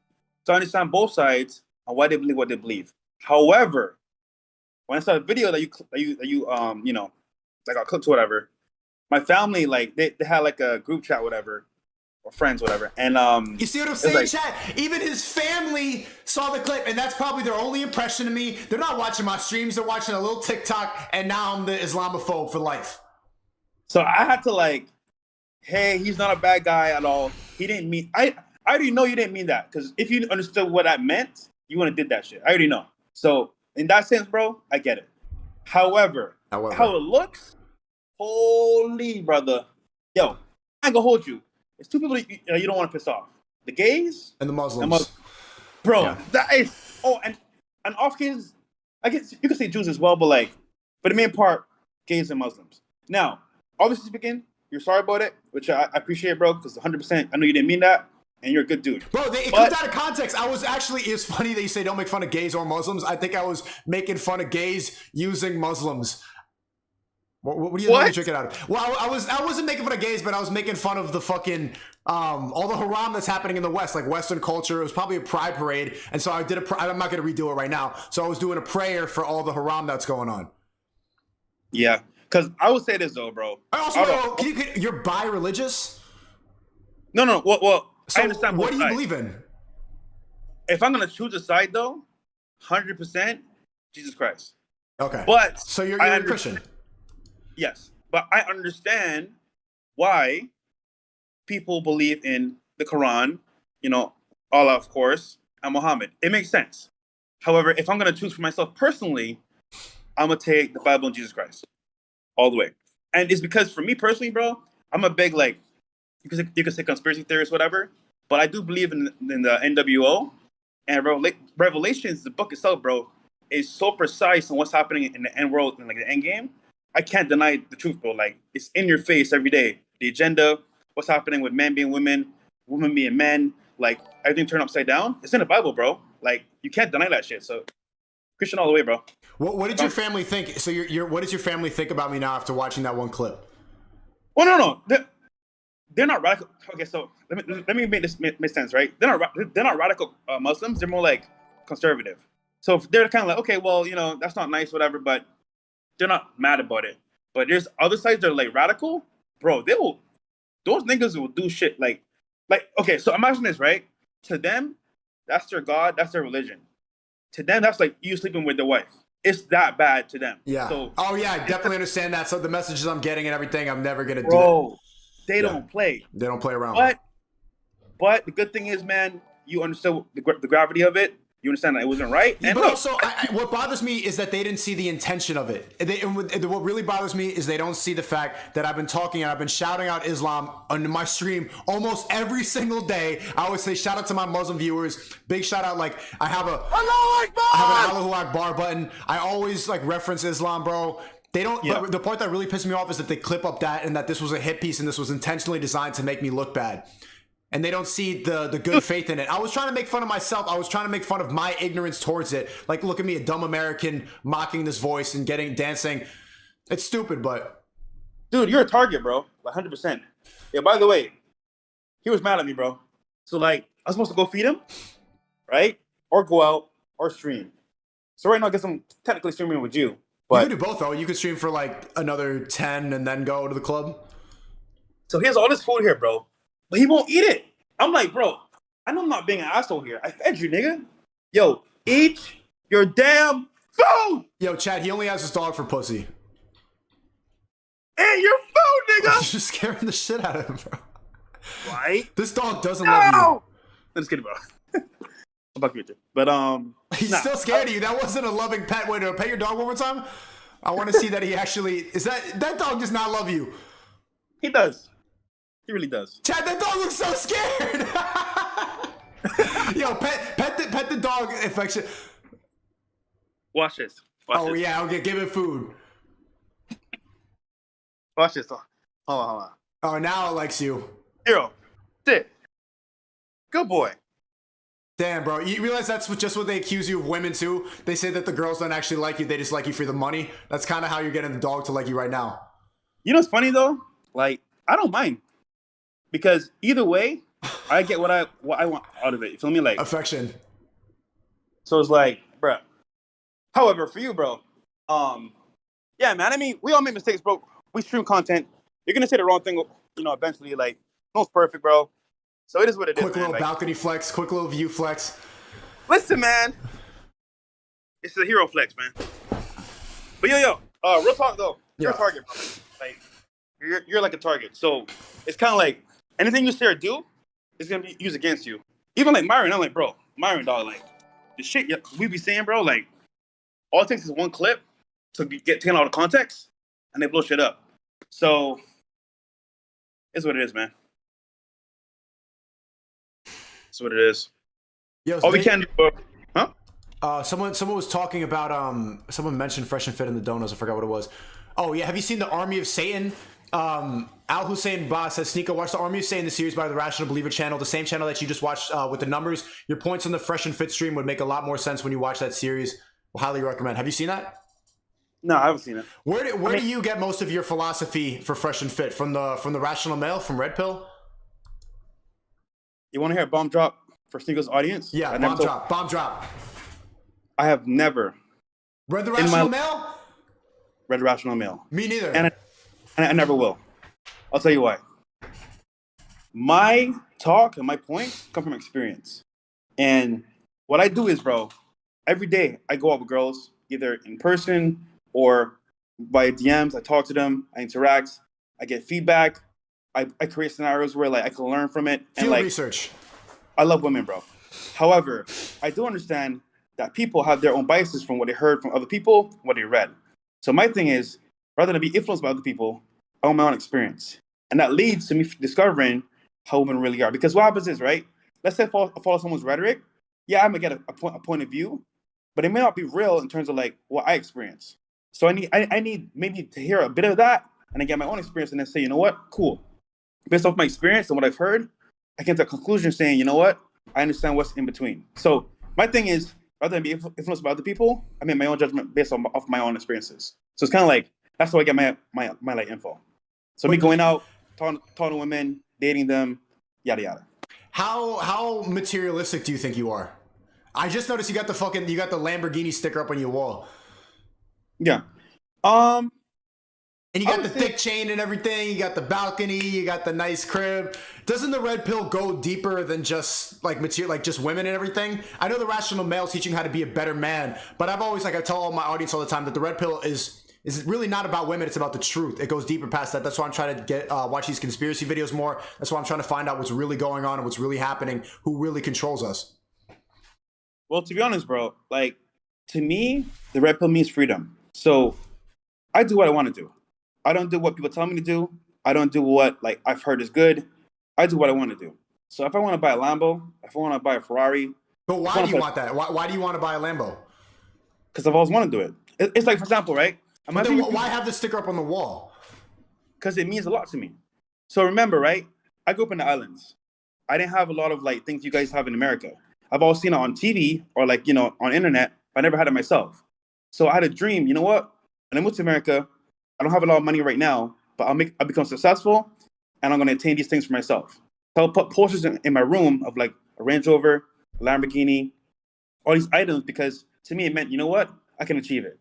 And I'll never forget, bro. I went to this company making customer service phone calls for AT&T, and I drove my Toyota into the lot and had a custom license plate that said CEO Life. And people laughed at me like, "Oh, bro, you're not a CEO. You're driving a Toyota. Like you're a bum, whatever." Cool. But I had a vision. So every day I wake up in my room, see those pictures, and visualize me getting those cars. I'm working towards it. You manifested it. Exactly. 5 years later. So to me, this means more than a Lamborghini. It means like, you know what? I did that shit, bro. Like, even against all the odds, me stuttering, me being like a, kid from the island. You got a speech therapist, right? I've been reading your subreddit a lot. Like, I've been learning a lot about the Fresh and Fit podcast. Your subreddit is dope, bro. I wish I had a subreddit like that. Yeah, bro. It's funny. Like, people say like, "Yo, Fresh, why you like Reddit?" Because like, bro, they say the truth, man. Like, you know what? We all need to improve, because no matter what, bro, like we're not perfect. So I can always improve. You can always improve. But SNEAKO, I'm gonna call you out though, bro. Call me out. Live on air. I'm gonna call you out, bro. Uh-oh. So thanks to Reddit though, I found a clip. A clip of me imitating your voice? Shout out to Rhino, man. Oh, bro, that was funny. That was funny. Man. Come on, man. Was that not a good impression? I'm not gonna lie, man. If I was an insecure weirdo, I'll be upset. No, I'm not. I didn't get to see that clip. Even when I did the impression, you saw Rhino was too afraid to do it. Rhino had an impression too. It's all love, bro. We're just joking around. Because Rhino met me in person, like, and we've gone on, we've done shit, like, obviously speaking, like, he's being respectful. You think I'm being disrespectful? No. Hey, man, you were doing your thing. I ain't mad at you. I'm just saying he's being respectful. No, do you think I was being disrespectful, honestly? No, I mean, you're making your own impression. I get it. But me personally, bro, I wouldn't do that to you. Like, even if you could do a SNEAKO impression, I would laugh, bro. I don't think anybody has a good impression of me, so it's just not that. But if someone had, I think it's funny.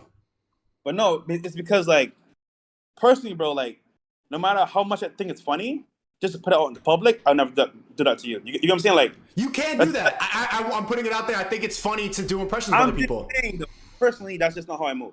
You personally? Yeah, personally, I get it. I get it. It's content. I get it. All right. I didn't mean it in bad faith, bro. I've done my Myron impression too. I do impressions of everybody. Chad, do I not do impressions of literally everybody? Yeah, I've seen that too. All right, so how you move. Okay. Listen, man, I'm just happy, bro. Like, we done this shit. And you know what's funny, bro? I'm gonna write a book, right? About everything that happens in my life. And look, SNEAKO, you're awesome, bro, because you know what? You came pretty much from making content for a period of time, and you work your way up, and you found something that works for you. I know you're learning in that area, you're expanding your mindset and growing as well. However, you're gonna make mistakes. Dude, I made hella mistakes, bro. Hella mistakes. Especially streaming when you're live that much every single day. Yeah, dude, you're gonna talk and say the wrong things. Dude, you know what's funny? I watched your reaction video to I Show Speed when he got almost canceled, right? Whatever. Yeah, posted today.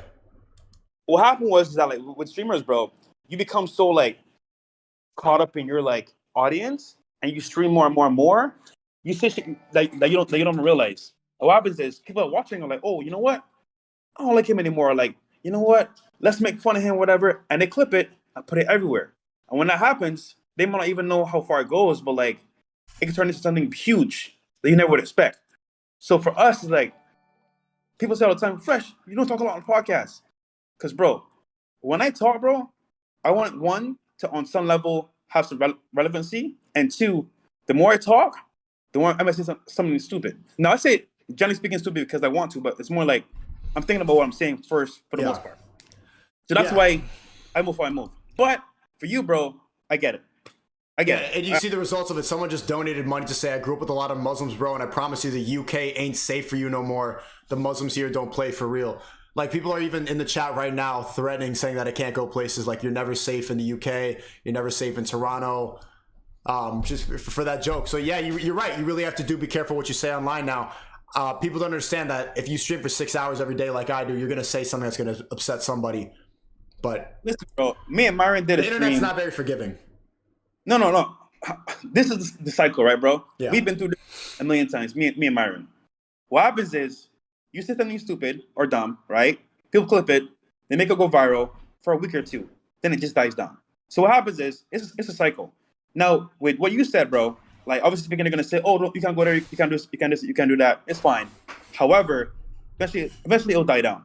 So, for example, we spoke about, like, you know, not dabbling in the dark, whatever. Obviously, we're trolling, whatever, but it's fine. That got clipped up?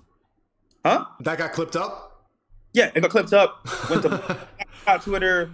Everyone saw it. Was like, oh, they hate black women, which is not true. My mom's black. My family's black. That'll be so dumb with me. But you just don't dabble in the dark. Bro, you saw the chick I was with when I went out with you. She's not white. But she's not dark. Nigga, she's dark, bro. She's not dark. Yo, I be fucking with like chicks your skin color. But hold on, but it's just brown though. That's not dark though. But it's borderline dark.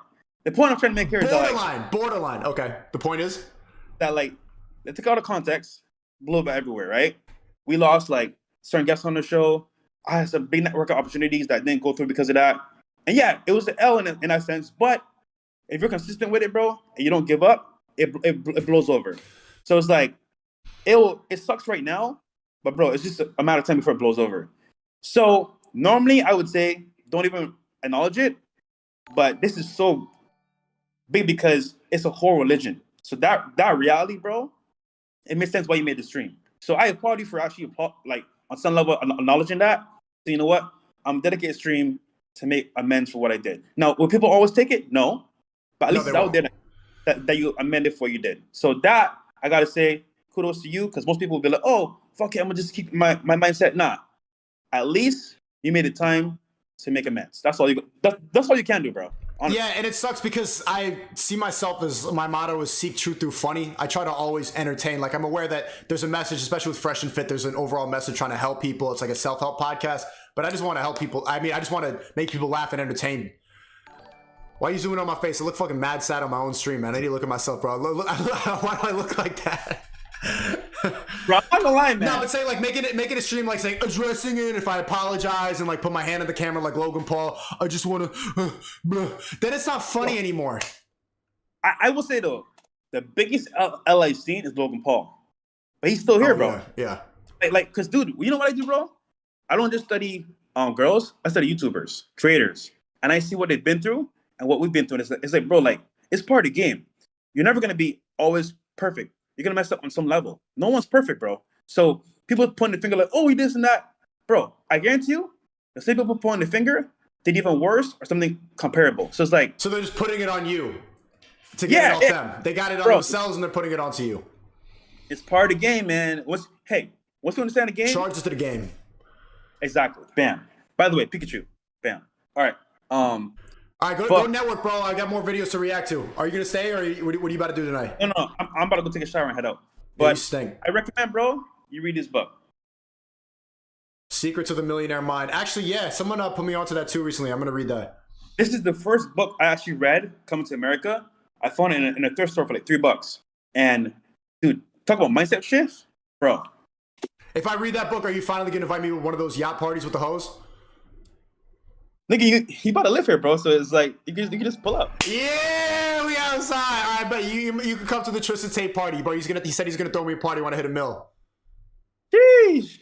Actually, we're gonna be heading over there in September too as well. So there you go. Man, hopefully I can hit a mill before then. Hey, yo, take a shower, man.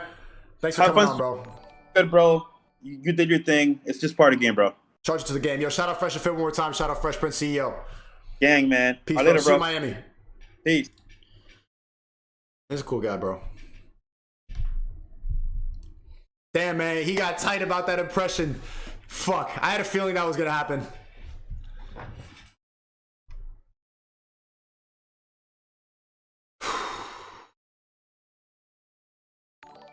I had a feeling.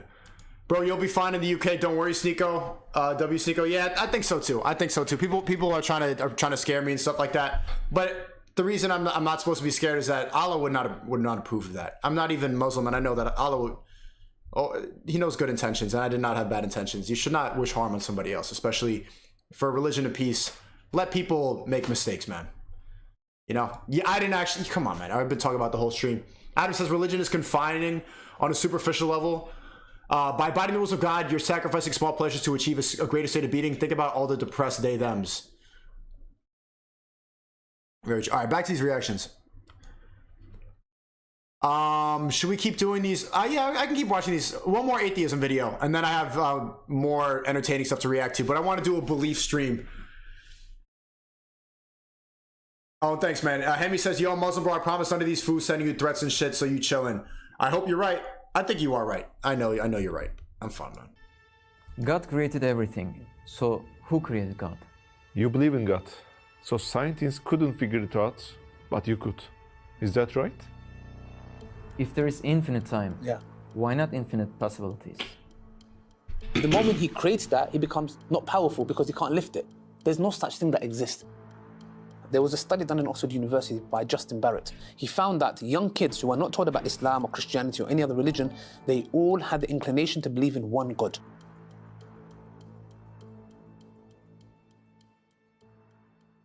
Ali Dawa, you have 1 minute for each question. This is, by the way, it's by the channel Towards Eternity. Ali Dawa answered the toughest atheism questions only in 1 minute. You ready? Are you ready? Can you prove God's existence in 1 minute? Let's look at Google. In order for Google to exist, we need the internet. In order for the internet to exist, we need the computer or our telephones or our tablets. In order for the computer to exist, there has to be human beings that create it. And this looks like every guy that I saw, they've been talking about the UK, this looks like every guy I saw in Croydon. Etc. It relies on electricity. The question follows is the following. Google relies on the internet relies on the computer relies on us and electricity, and this goes on. We cannot have an infinite regress of dependent things. We require a place where it all stops and makes sense, which is the independent, self-sufficient, necessary being, which is God. Why can't the necessary being be the universe? Well, that's good that you say that, because first it shows that you acknowledge with me that we require a necessary being. That's good. All you've done is applied this to the universe, and we say that contradicts the necessary being, because the necessary being is independent, self-sufficient, and is necessary. The universe is not self-sufficient and dependent. It's opposite. So you can't have this be that because it contradicts. Can God create a rock that he can't lift? I mean, this is an invalid question. When people ask this question, it's like a valid question. I can ask the question, can God cease to exist? Of course not. It's contradictory. It's like me saying, how many days in a week? Yes or no? Yes or no? It's not a yes or no question. I have to ask how many days of a week? 7. So the point is the question is invalid. So to say, can God create a rock so big that he can't lift? Then the moment he creates that, he becomes not powerful because he can't lift it. There's no such thing that exists. It's just a question that is asked for the sake of it. So no? The question's no. I mean, the answer's no. Can't there be more than one creator? No, because then we go back to the argument of necessary being. If there was more than one creator, then the question is, how could you have one necessary being which is self-sufficient, independent? If there is another creator, then it's dependent. It's not necessary anymore. So the question is, if there was 2 creators, firstly Allah says in the Quran, they would fight each other for power. Yeah? So but in Christianity, isn't it the Father, the Son, and the Holy Spirit? Or is that just Catholicism? Is that not 3 creators if they're all God at the same time? So that shows 2 powers fighting each other are dependent because they require more power to kill the other one. So that's why we believe there has to be one necessary being that is self-sufficient, independent, and necessary. God created everything. So who created God? Well, the question is invalid. Once again, it's an invalid question. Just because somebody asked this question doesn't mean it's a valid question. Because what we say is we see cause and effect within our universe. It requires a designer. To come and say who created that designer is you haven't understood who the designer is. It goes back to the issue of the necessary being. What's the attributes? It's independent. Why can't the universe be independent? If you're saying that the designer's independent, can't you apply that same logic to everything that exists right now? It is self-sufficient. Why can't the universe be self-sufficient? It is necessary. Why can't the universe be necessary? If you acknowledge these attributes, these 3 things, yeah, you need to acknowledge that the question of who created God, can God make a rock so big he can't lift, can God cease to exist, are questions that are not valid. It doesn't exist. The question you're asking, there's no such thing. Bro, he said that for 3 of the questions. He's answering the toughest atheism question by saying it's not a valid question. Because if there was a God that created him, then he becomes dependent now. He's not self-sufficient anymore. So what we say... So basically the idea of theology is that the creator is the independent thing that made everything. He's the intelligent designer. He's in charge. Also, he's a he. For some reason, God is a dick. God's a male. But I don't understand why you can't just say that the universe is intelligent design. Why can't the universe just be intelligent design on its own? Is that this creator, as long as this necessary being is independent, is self-sufficient, is necessary, everything stops there. Why Islam when there is many other religions? Well, that's the question I asked myself before I came to Islam. Why Islam? And when I did my research and what I was born with the fitrah, there was a study done in Oxford University by Justin Barrett. He found that young kids who are not taught about Islam or Christianity or any other religion, they all had the Wow, you see how I just left out Judaism like that? inclination to believe in one God, not 2, not 3. So to me, I had that in myself, to believe in one God. But the question was, why Islam? I asked the same question to myself. And when I looked into it, I realized true monotheism in its true sense, because if you go to the Christians, they say we're monotheists. And they believe 3 in 1. You go to the Hindus, they say we believe 1 million gods is one. The point is this, pure monotheism in his worship and understanding of who God is only in Islam. Not only that, also when it comes to the Quran, it is the only scripture on this planet that is being preserved and has miracles that we can see. For example, if I go to a Christian and I say, look, I want to believe in Christianity, show me, you say Jesus gave life to the dead and this, that, with the permission of God. Show me. Or if you go to the Jews and say Moses did that, show me. Can they show you? No, they can't. If they come and say to us, what's the miracle of the Quran? We'll say, here's the Quran and we can show you, touch it. You can feel it, you can analyze it. Why? Because also we learn from this, the Quran He went over a minute. is for all mankind. And you can see it, you can hear it, you can examine it. But the miracles that the other prophets done, you can never prove that. That's why that was for that time specifically. And the Quran is for all times because we have a method, an oral tradition, which is the Quran, which we and many generations after us can examine. And that's what I did before I came to Islam. I examined it, I read it, I looked at the prophecies, I looked at the miracles.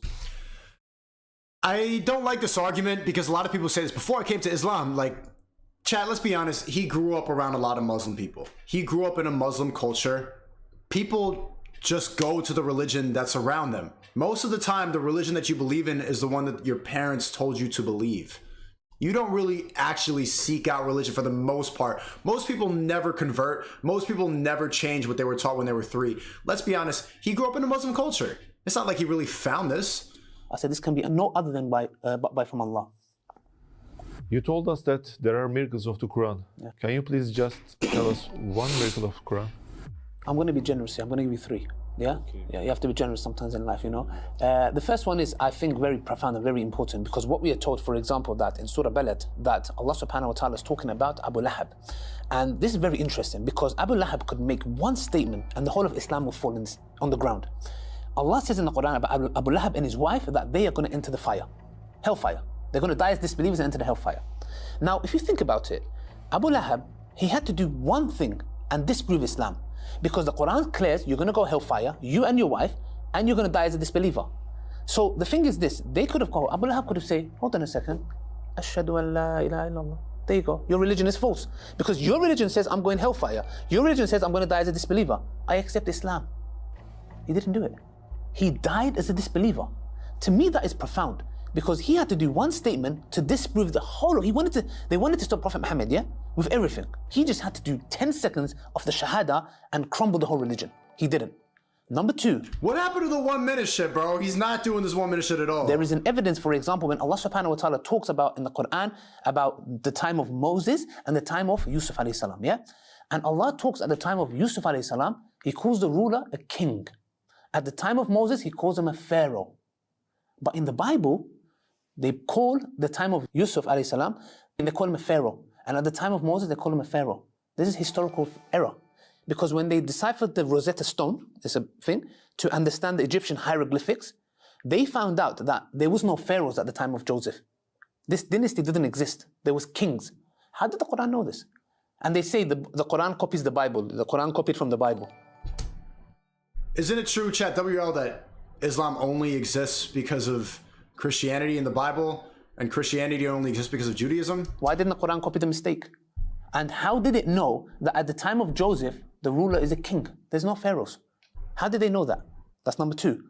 Number 3, Allah subhanahu wa ta'ala says in Surah Rum, قُلُبَتِ الرُّوم. The Romans have been defeated.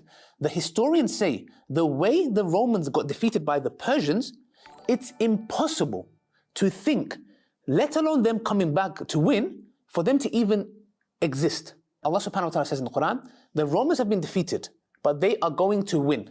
That's a big statement. That's like saying... I can't just think that all the 3 religions that derived from the 3 religions that, you know, Judaism, Christianity, and Islam, they're just kind of different versions of the same thing. Aren't they pretty much exactly just here, different day to go to church or temple or go to mosque, different hat to wear, slightly different prophet, some have Jesus, some... they're not really that much different, are they? Just be a good person, worship on this day, raise a family. General ideas, like I know that there's strong differences. Right now the chat's gonna go crazy saying that. But I always found that they were just different sides of the same coin. You guys together, we're gonna take over USA and we're going to beat Trump. It's crazy, it's a big gamble. And after 3 to 7 years, or 3 to 9 years, the Romans come and defeat the Persians. These are historical problems. And these are just some. There are hundreds. I'm giving you just 3, and I can go on. You believe in God, so scientists couldn't figure it out, but you could. Is that right? It's not about I could. We use our logic. We use our brain. The science deals with the 5 senses, what it can see. What was the question? Couldn't figure it out. And I can go on. You believe in God. I could. We use our logic. Okay. Is believing in God logical, or is it's all faith, really? We use our brain. No matter how he's gonna explain this, it really always boils down to faith. We've been having this conversation for centuries. It will never end. You can't prove it. It's just whether you believe it or not. The science deals with the 5 senses, what it can see, empiricism. So what we say is very simple. There are scientists who believe in things. If you're talking about, for example, I don't see God, that's why, I don't believe in it. It's not something, science doesn't talk about the supernatural. It stops the physical. But we know, for example, scientists have discovered recently dark matter. Dark matter is something they cannot see, they cannot touch, they cannot feel, they cannot smell, they cannot hear. So the same thing with God. Can you see God? No. Can you touch God? No. Can you smell God? No. Can you hear God? No. Can you see God? No. But you reject He exists. But the same thing with dark matter, same thing, but you say no, dark matter exists. What kind of contradiction is this? First, God doesn't exist because I can't sense, touch, feel, but dark matter, contradiction. Why do you have double standards? This is the issue. As a scientist, it's not something I discovered new. I use my logical reasoning and rationality to come to simple conclusions. And I don't need to be a scientist. I don't care how much big of a scientist you are. You know, there were people who believed in God that were scientists. You know, like Einstein. You know. Chat, don't most scientists not believe in any God? He did believe in a higher power. So this issue of science or scientists and God is not contradictory. You can have scientists who are Muslim or scientists who are Christian. Dark matter, is dark matter proven or is dark matter a theory? Because if you can't see, touch, or feel, or smell it, isn't science just a lot of theory? Does science mean fact though? I don't know if that's a fair comparison. So yeah, it's not a discovery. Are you brave enough to talk with famous atheists? What would you do if you encounter them? I have no problem, because to be honest, I don't care what atheist you are, how scientists, professor, I don't care. The same thing applies. You know, I bring my same arguments and you have to answer them. I don't care, because what I'm on, I know, I'm 100% so sure, logically, rationally, that there is no way you can get out of it except that you accepting being a deist, minimum, deist. Maybe theist we can work on, theism. So I don't care if you're a professor, I don't care, it's irrelevant. As long as you have aql, I hope so, we can reason, then... Chat's saying science is theory until proven guilty? 100% there is no way they can go. If there is infinite time, Yeah. why not infinite possibilities? It's a good question. I have to drink my water to answer this. This glass is empty. Yes? Empty. If we said infinite time, because the argument here is you give it infinite amount of time, anything can happen. This is a fallacy. Because to make the properties, argument's sake, if I like a chocolate cheesecake, not a chocolate cheesecake, let's talk Turkish, yeah? A nice sütlaç, yeah? If I want to have a sütlaç in here, and I say, let's give it infinite time, would I ever get a sütlaç? And by the way, I like my sütlaç burnt on the top. Let's be specific. Would we ever get it? No, because the equation of time is irrelevant. If the components to make a sütlaç, the way I like it, is not in there, you will never get a sütlaç. It's as simple as that. Time is irrelevant. What's time got to do with it? Let's give it infinite amounts of time. Would you get Ferrari? No. Give it infinite time. Would we get a universe? No. Because the properties to make a universe or a Ferrari or my sütlaç, which is more important, is not in there. So if it's not in there, you will never get it. But hopefully after this, I will get a sütlaç. Okay. I didn't understand that last analogy at all. Can I watch it one more time? If there is infinite time, Yeah. why not infinite possibilities? Okay, now I get it. I'm not convinced, gonna be honest. I want to believe, bro. Allahu Akbar! Fuck. And I think it's good that because I have a platform, I should tell people to follow God, because I think the mass public needs to. But I can't fully commit to it yet. Watch this video 1.5 speed. Started 9 minutes into the video. Went from atheist to Christianity. Spent 2 years researching the fashion, the resurrection of Jesus. Look up least trouble, bro. For the 50th time, thanks for the 50 twin. But put the reactions in my Discord server, bro, in the reaction section. I can't just look up everything you tell me to react to in the middle of the stream. But this is a good video, though. He makes a lot of very good arguments. Okay, I want to move on from religion now.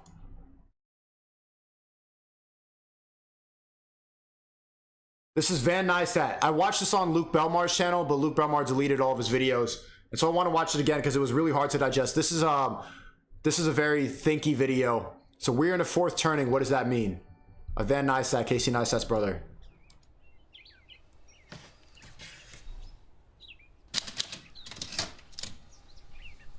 It's a very good video, chat. This spirited man had been expecting this crisis.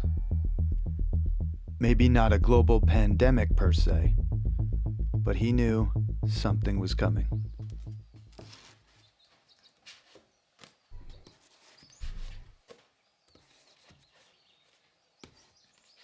Something's coming, chat. Chat, also, have you heard of Event 201? WL, if you've heard about Event 201, I kind of want to react to that too. For a decade, this spirited man had been reading books, trying to figure out what the hell was going on. His brother, a spirited man himself, told him to read this book, The Fourth Turning. This book turned out to be this spirited man's favorite kind of book, a mind blower.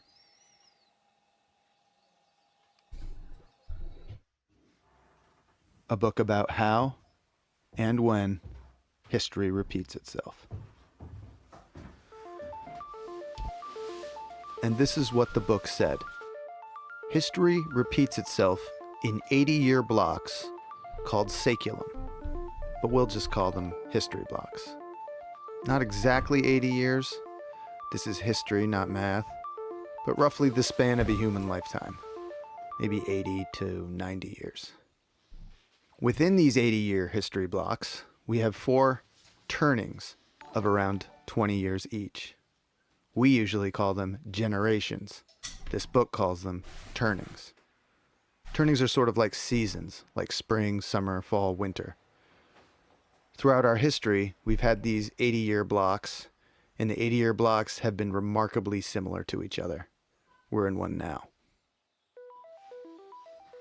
The first turning, the first season, we're reaching a major turning point, chat, is a high, an upbeat era. The second turning is an awakening, a passionate era. The third turning is an unraveling, a downcast era. And the fourth turning, well, sorry, but fourth turnings suck. This is Sammy's like handwriting. Fourth turning is a crisis, an era of upheaval. We're in a fourth turning right now. Yep. So let's take a look at our saeculum, our history block. The history block that we're in the crisis of right now. Our high began after our World War II victory. By our, we mean America's. These are America's history blocks and turnings. During a high, the getting is good. We had the most even distribution of wealth during our high. You could work at a gas station and afford to buy a house. This high is the now you got to invest in crypto and have a nail business to afford a house. Period that the MAGA hats refer to. We got Hank Williams. Make America great again for white people. And Elvis and Little Richard and the birth of rock and roll. We launched monkeys and men into space. This is when the Mustangs and Corvettes first came out. Our high ended with the assassination of John F. Kennedy on November 22nd, 1963. The high is not a high for everyone, of course. America still had a segregated South. White people. Homosexuality was illegal and considered a mental disorder. The high is a period of conformity. The age of nonconformity and of social justice begins during the Awakening, our passionate era. During the Awakening, we had Martin Luther King and the Civil Rights Movement, acid, Vietnam protests and Vietnam itself, the Women's Liberation Movement, Stonewall and the Gay Rights Movement, great movies, great music. This is when the first Macintosh computer came out. The Awakening is a time of increasing individualism. This second turning, this awakening, ended with the re-election of Ronald Reagan in 1984. Things get messy during the third turning. Crack. During the unraveling. We got the fall of Soviet communism and the beginning of the Russian gangster state. The greatest musicians of the time sang about violence and decay in their deteriorating cities. The LA riots, OJ, the bombing of Bosnia, and the Columbine high school shootings on the same day. September 11th, the wars in Afghanistan and Iraq. Our unraveling ended with the financial crisis of 2008. A fascinating fact about this book is that it was written during the last third turning, published in 1997. But the book predicts now. Chat, what was your favorite era? I'm checking the high era. What's happening now in this fourth turning? And what's happening now? Oh, absolute fucking mayhem. Yeah, we want to watch Event 201 afterwards and really describe this. Is right on schedule.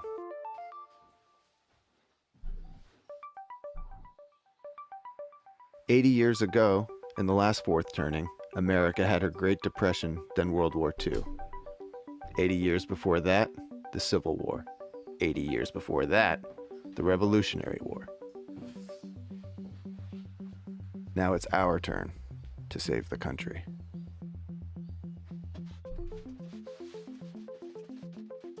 So where do you fit into all this?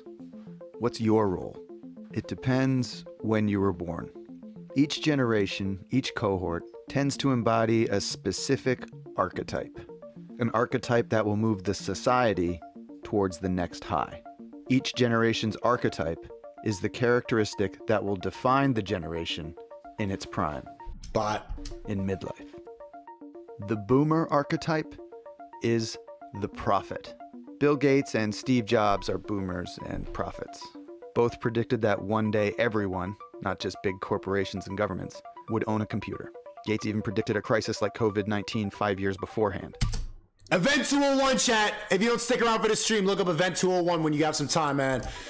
Gates has been talking about this. Gil Bates has been knowing what's going to happen. Is it really a prediction or was it planned in Minecraft? Writers of this book are boomers and prophets. Gen X is the nomad generation. The quintessential Gen Xer, Elon Musk, builds things that move us from one place to another.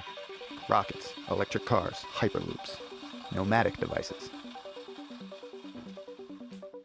I still don't think Elon Musk is a lizard. I really want to think he's a good guy, even though he's a billionaire, and I probably shouldn't. But the millennials, raised during the unraveling, will emerge as the hero generation during this crisis. These are the Parkland High students, the frontline hospital workers, and Malala Yousafzai. How did the Parkland High kid, shout out Kyle Kashuv though, but how did they get the shout out of a whole generation? The book says millennials will be the World War II heroes of our history block. We don't know what Gen Z will do, but they will be an artist generation. Chat, what are we about to do? We're going to be an artist generation? Oh yeah, wait. Does this count as art? No, this is streaming. This is bullshit. From them will emerge the next Bill Withers, Toni Morrison, or Bob Dylan, all born during the last crisis. I want to be that an artist generation. The history block before ours ended with World War II and began with the Civil War, 80 years prior. The history block before that ended with the Civil War and began with the end of the Revolutionary War, 80 years prior. Every 80 years or so, something big comes along and crisis artists changes everything. Chat, so how many artists are watching this right now? It's got to be mostly Gen Z, there's some millennials in here and some boomers who are secretly watching and some just angry Gen X women. But how many crisis artists we got in here? Yeah, that's got to, I'm going to be that artist. And now we're at the end of our history block, right in the middle of our crisis. We are in the process of changing our world again. The authors of The Fourth Turning tell us that these crises are like forest fires. Unpleasant, but necessary. They clear the woods for new growth. As we work towards our next high, this crisis will tilt the playing field away from the old and towards the young, they tell us. But the victory is not guaranteed. We will, each of us, need to rise to the occasion during this crisis. We will need to develop and fortify our virtues as we pursue a greener pasture. Yeah, we got a lot of artists in here. It's our time to shine. Hard times create strong men and women. Our Western society was built to foster the potential of each individual within it. The aggregate effort of individuals keeps it going. The spirited man wonders, what is his role? What verse must he contribute to help extinguish the crisis? This spirited man is told that his cohort, Gen X, is the repair generation, the one stuck with fixing the messes and cleaning up the debris left by others. That's Elon, right? Cleaning, fixing. Based on this video, I'm not saying he's a good guy, but that's him. Repair. This particular spirited man, from the last pre-digital generation, the last of the analogs, just happens to have a particular knack for repair and for fixing. Perhaps his nomad generation is tasked with ferrying his society from one saculum, from one history block, to another. But where does he start? Well, the zip line at the community center playground has been broken for over a year, and this particular spirited man happens to have the tools to fix it.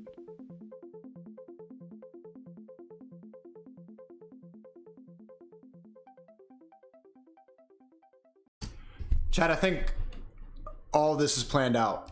I'm going to tell you why. I don't just think it's a coincidence, and I don't just think it's just patterns. I think it's all planned out beforehand. Have you ever heard about Event 201? Event 201. Pandemic exercise highlights reel. Platform. Let me show you. Hold on. I want you to read the article about it first. I just sent it to Destiny, but he didn't want to watch it. Wait. 1 second. Here it is. Okay, chat. This is Event 201. Event 201, about the exercise. Event 201 was a 3.5-hour pandemic tabletop exercise that simulated a series of dramatic scenario-based facilitated discussions confronting difficult true-to-life dilemmas associated with the response to hypothetical but scientifically plausible pandemic. 15 global business, government, and public health leaders were players in a simulation exercise that highlighted unresolved real-world policy and economic issues that could be solved with sufficient political will, financial investment, and attention now and the future.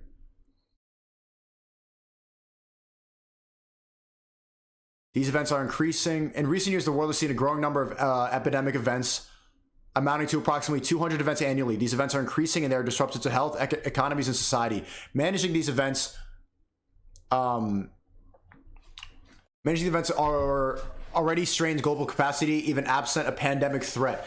Experts agree that it's only a matter of time before one of these epidemics becomes a pandemic with potentially catastrophic consequences. Basically, Event 201 was a meeting hosted by the world's most powerful people to discuss what's going to happen when there's inevitably a global pandemic that disrupts the economy. The next severe pandemic will not only cause great illness and loss of life, but it could also trigger major cascading economic and societal consequences that could greatly contribute to a global impact and suffering. The Event 201 pandemic exercise conducted on October 18, 2019, 4 months before the outbreak in the States, vividly demonstrated a number of these important gaps in pandemic preparedness, as well as some of the elements of the solution between the public and private sectors that will be needed to fill them. The Johns Hopkins Center for Health Security, World Economic Forum, and Bill and Melinda Gates Foundation jointly proposed these recommendations. Gil Bates, who has been talking about the pandy for decades and has been the conspiracy, hosted Event 201 and brought the world's most powerful people to discuss what to do about it. Thank you, Altair. He's talking about the Quran again. I'll read this right after. I'm talking about Event 201 right now.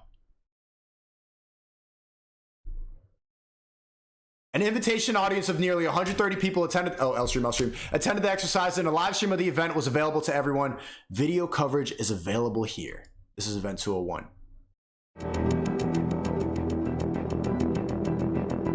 Event 201, a global pandemic exercise. 4 months before it happened, they got all the most powerful people in a room to discuss what to do.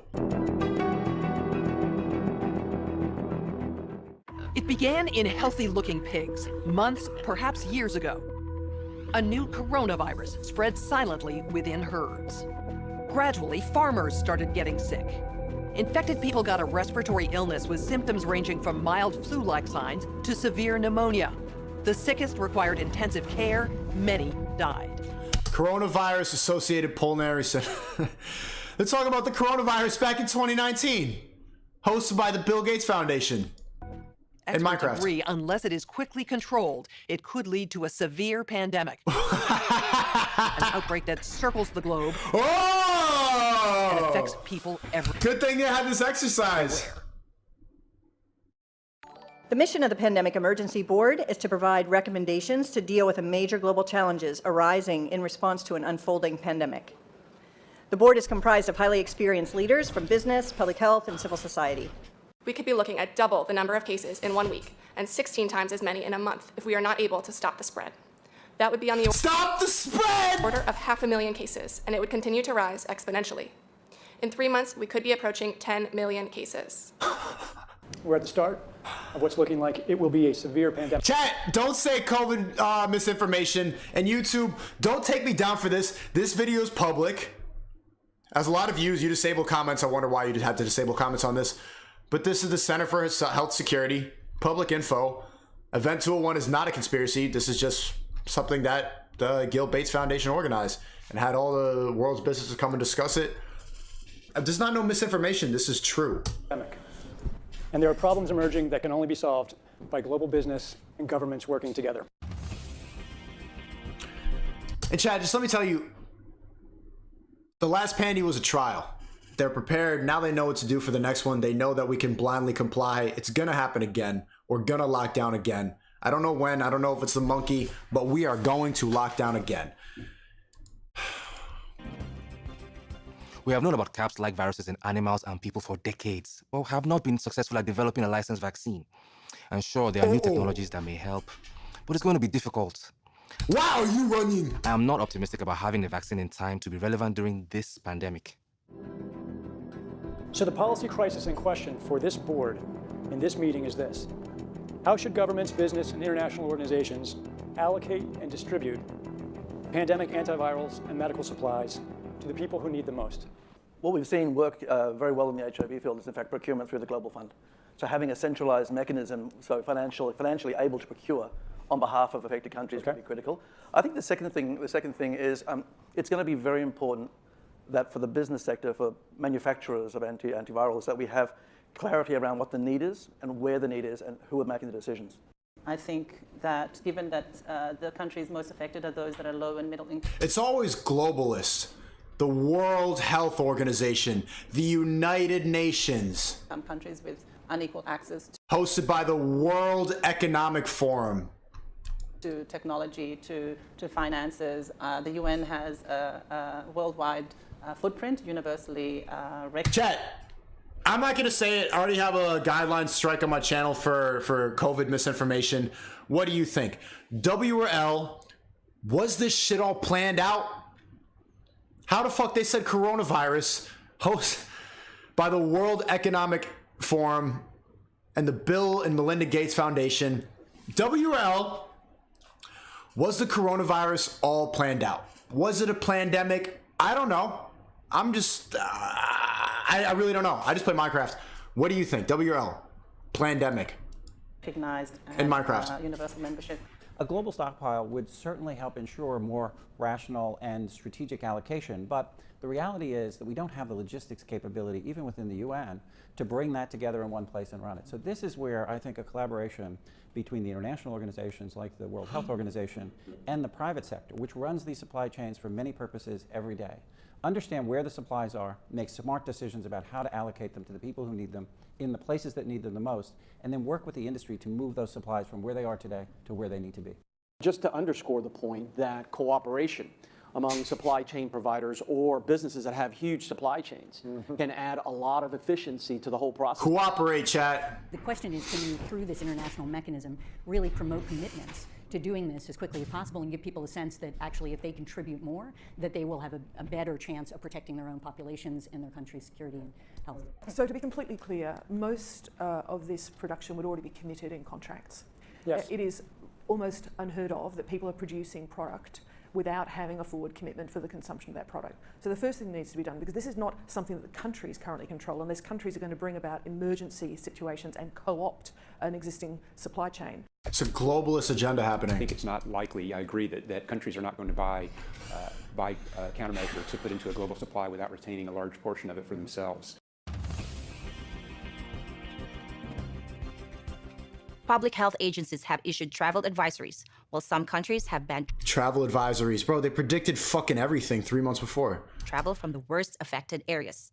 As a result, the travel sector is taking a huge hit. Travel bookings are down 45% and many flights. They got everything right. The whole pandemic was predicted in Event 201. Have been canceled. A ripple effect is racing through the service sector. Did they just get really lucky? Like, and also, why is it just publicized on YouTube? Governments that rely on travel and tourism as a large part of their economies are being hit particularly hard. How should national leaders, businesses, and international organizations balance the risk of worsening disease that would be caused by the continued movement of people around the world against the risks of profound economic consequence of travel and trade bans. If there's some sense that there's a UN institution that can do all of this, then I worry we're suffering from a delusional disorder on the power of the UN. It's really important to get those industries and their trade associations and an efficient leadership established which is decentralized but has a collective responsibility and accountability. And that Everything they're saying, if you listen, is just globalist agenda. Supported by the public leadership. What is essential, what is non-essential travel, we have to clarify this. Otherwise, if we go down... Essential workers, not essential travel. 20% bookings over a long period, the company will run down. That's a fact.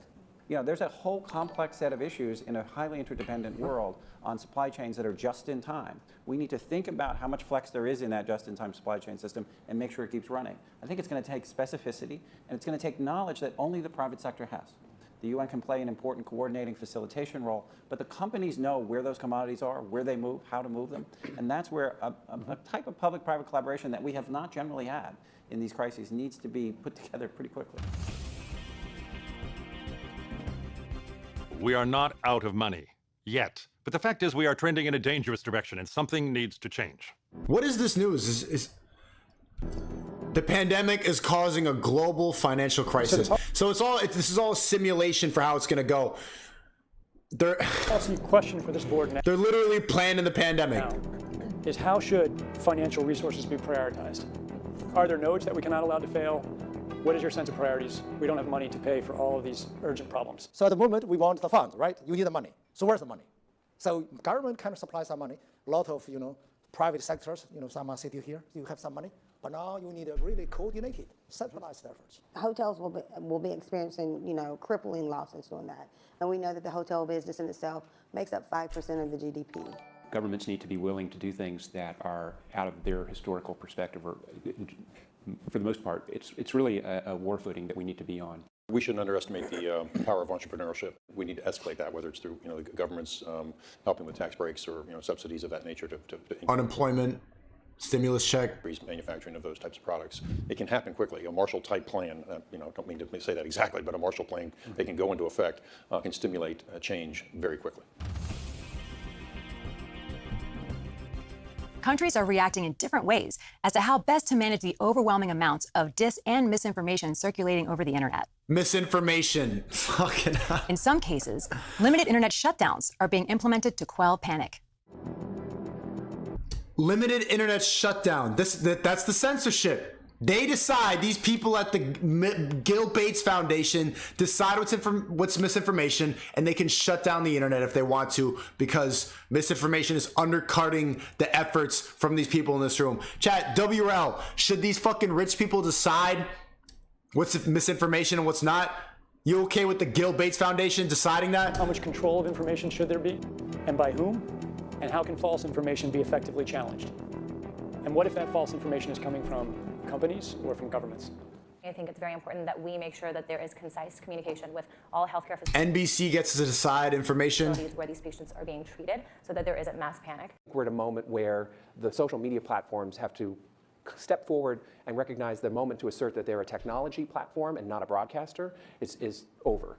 They, in fact, have to be a participant in broadcasting accurate information and partnering with the scientific and health communities to counterweight, if not flood the zone, of accurate information, because to try to put the genie back in the bottle of the misinformation and disinformation is nigh impossible. One thing we haven't spoken about, and I'm wondering whether it's time to talk about this, is a step up from the part of the governments on enforcement actions against fake news. I personally... Enforcement on fake news. I do not believe that trying to shut things... That's what happened. Chad, I have a community guideline strike on my channel right now because of fake news that I was spreading about COVID. Down in terms of information. And look at them. Deciding it right here in Event 201, 4 months before the pandy. Is either practical or desirable. And we do have, I think, a couple of strategies that are available to us, one of which is the flood strategy, second of which is relying and informing and equipping trusted sources of information with the facts so they can then pass that on. But we also need to actually think about a technological answer to this. The outcome of the CAPS pandemic in Event 201 was catastrophic. 65 million people died in the first 18 months. The outbreak was small at first and initially seemed controllable, but then it started spreading. It sounds exactly like what happened right now. This was published in 2019. In densely crowded and impoverished neighborhoods of megacities.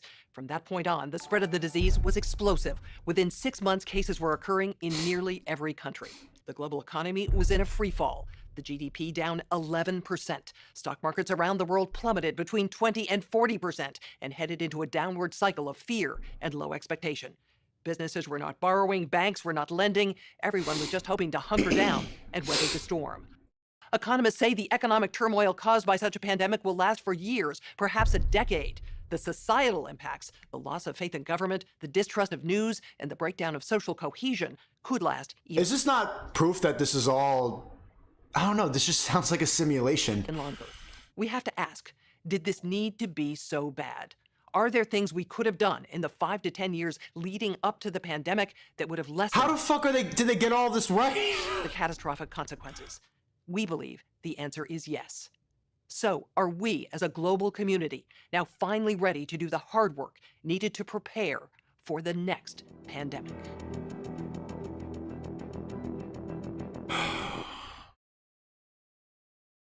That's event 201. Okay, chat, and now you see there's lots of angry Muslims right now. I thought we debunked that clip that went viral, but they're still stumbling in from TikTok. A bunch of bots who really don't know what happened. Fuck it, bro. I don't care, bro. Tell them the truth or don't. And chat, one more time, you can clip up anything from this live stream, and I implore you, somebody please clip up all the time where I was praising Islam, and maybe that will go viral, but it won't. They want to take me down, they want to shut me down, so the negative aspects of me are going to go viral. The negative montages, the hit pieces. And look, chat, there's going to be a next one. This was a trial. They were already talking about how it was a trial back then. There's going to be another one on the way.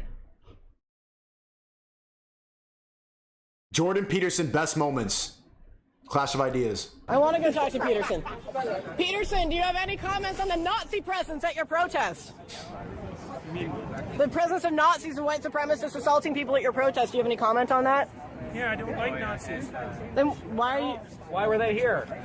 Why is it his fault if they showed up? Well, how can I answer Are there views in alignment with yours? At some point you have to realize. That's a foolish question. Look, if you want to know what my views are. I've watched all of your videos, yes. Including yes, I have. You a fan. You watched all your videos, but I hate it. It happens to me too, and you can see them in the chat right now. There's people who watch everything I do, and they're just here waiting for me to slip up so that they can cancel me, they can get rid of me. But if you're watching all of your videos, you might hate, but you're still a fan. Then why would you ask such a question? Because this is my interpretation of your videos. Apparently, all of the people who arranged the protest against you watched all of your videos. Like, do you want to disavow? I have 150 videos on YouTube. No, your lectures, which sparked the debate. Okay. Do you want to disavow the support? Could you let me talk to her for a moment? Don't call me that, please. So, I have 150 lectures on YouTube. There's 500 hours of my views. Do you really think that you're worth all of that time? So look, I will answer your question, okay? I've studied Nazism for a very long time. It's been 4 decades, and I understand it very well. And I can tell you that there's some awful people lurking in the corners, and they're ready to come out.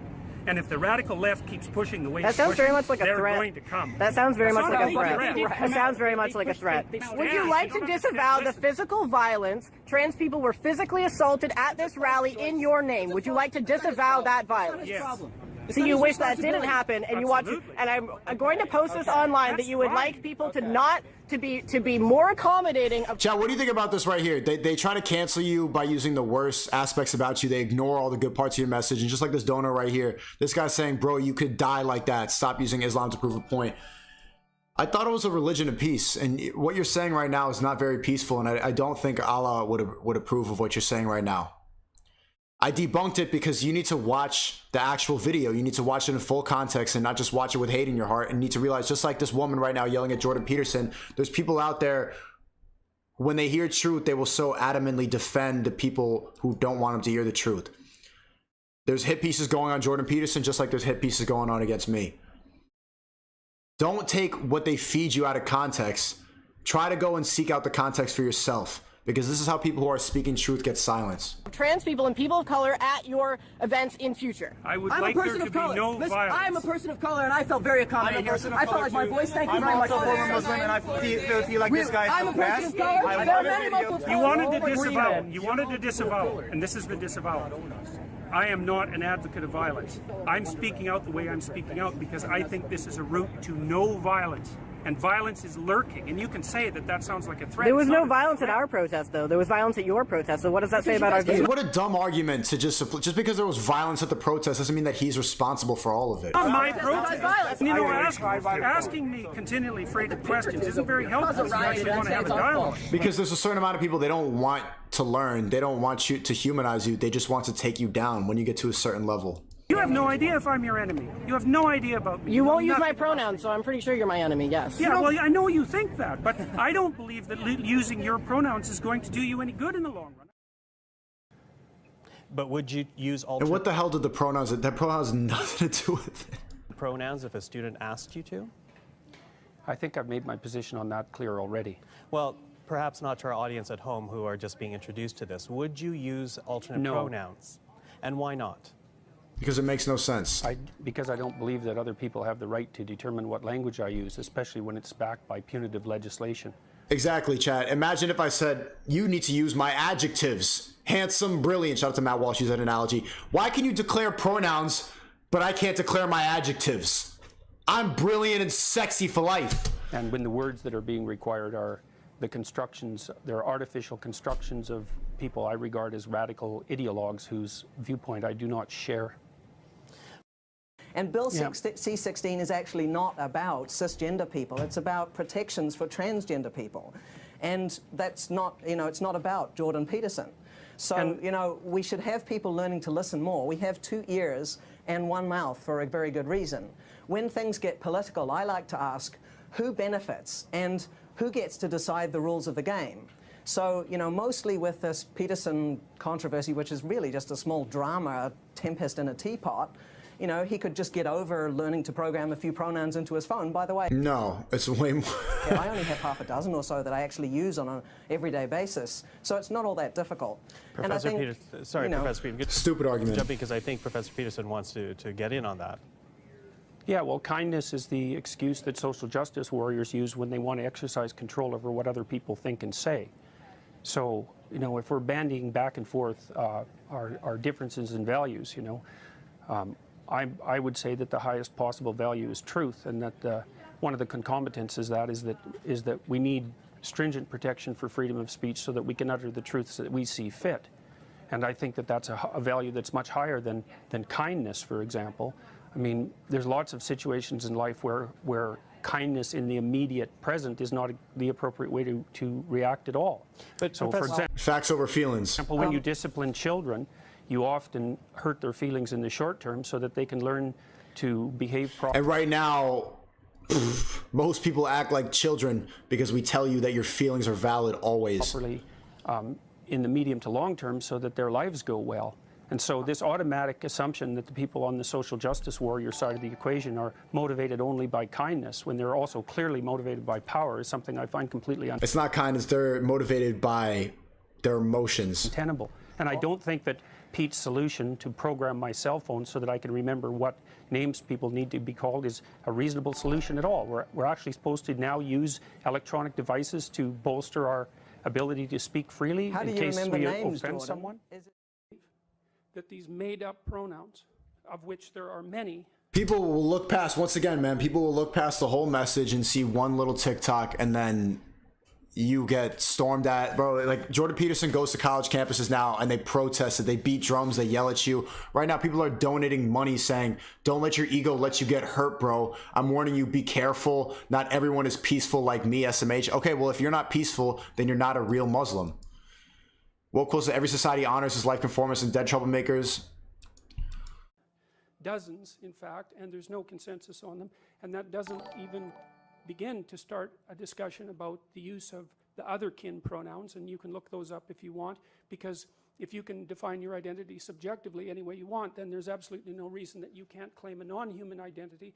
And you may not know, but in the LGBT Rainbow Coalition, there is Q+, and the Q+ people include the otherkins who claim a non-human identity. And Otherkin being that you're a cat. I'm a cat. I'm a cat / kitty. They're arguing in that Rainbow Coalition that they have the same right to their... Yeah, when you have plus in it, where does it stop? If you don't stand for anything, then there's no rules, and that's when society crumbles. We need to put a stop on some things. Plus what?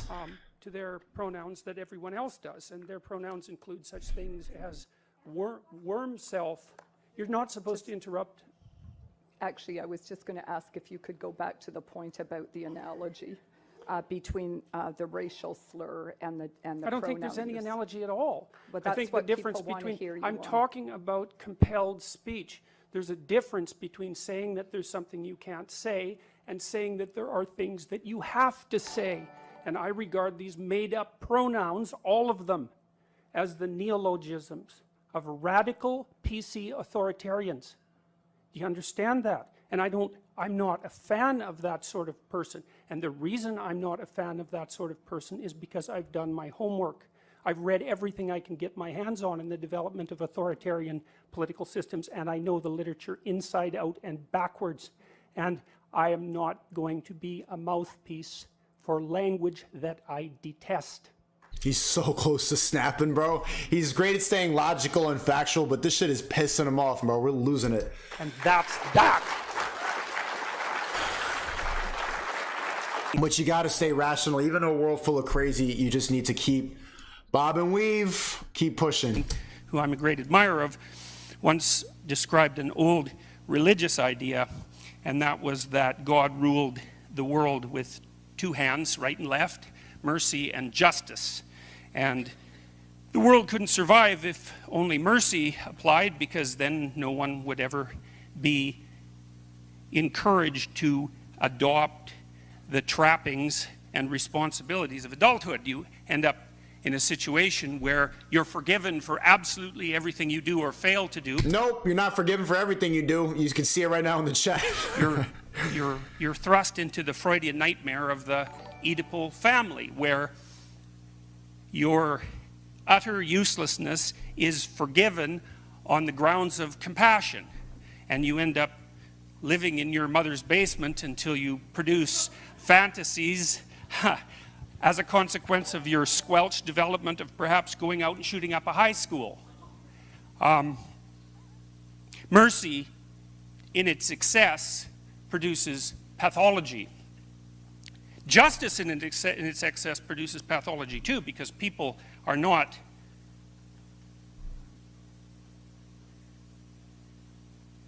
perfect, and that means that we all fail when we attempt to do the things that we know that we should do. And so being held to account for our failures has to be tempered by mercy, but both principles have to apply. Justice means there's structure and rules, and the people who abide by the structure, Chad, who wants a mod? And play by the rules and move towards the top win. And mercy means we're forgiven our failures so that we can rise up and play again. But you can't have one without the other, because the world falls apart if you do. And this is my problem with tolerance, because tolerant people... Okay, we'll clip this too. He said, SNEAKO, when you make an authoritative statement like you're not a real Muslim, if you aren't peaceful, just invites more issue with the people who don't understand. That will be clipped, man. Yep, you got to be really careful about what you say. You're right. You're right. They're gonna clip that for show. First of all, let's say those who proclaim the virtues of tolerance believe that they're tolerant, but generally that's not the case. They just don't want to accept the responsibility that playing by the rules would bring.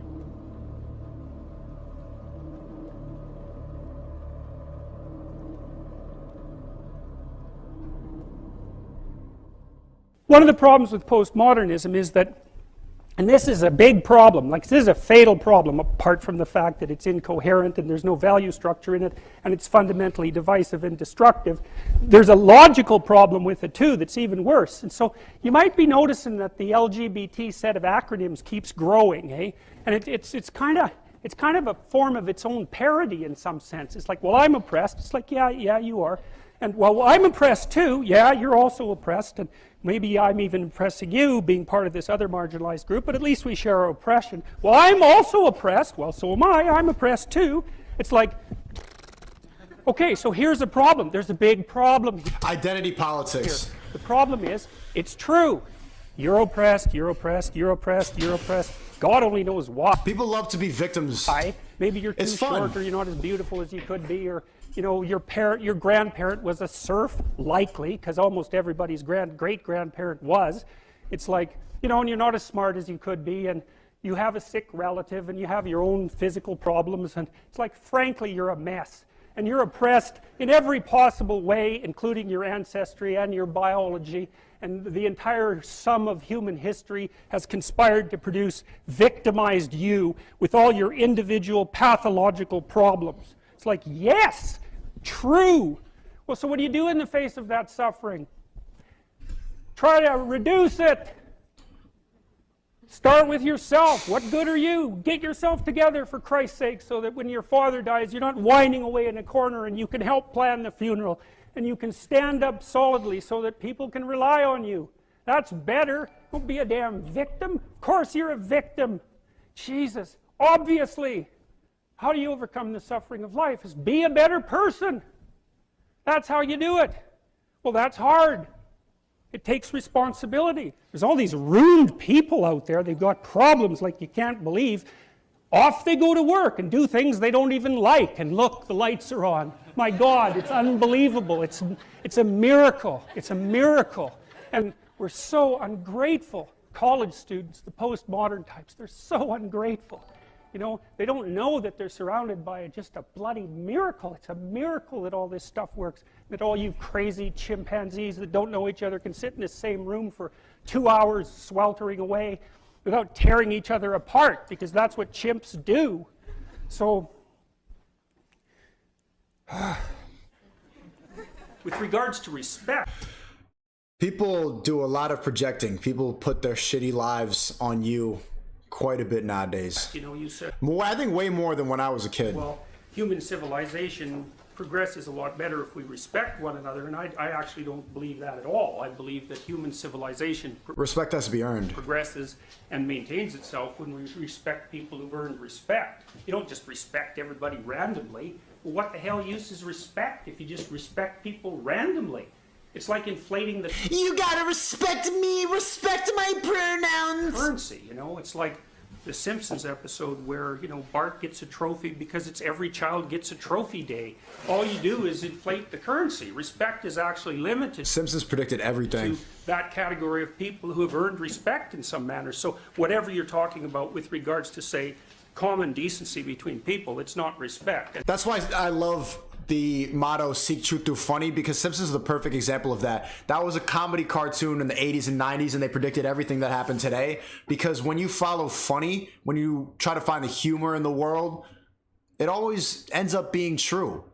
It's funny because it's true. And the definitions actually matter. They matter a lot.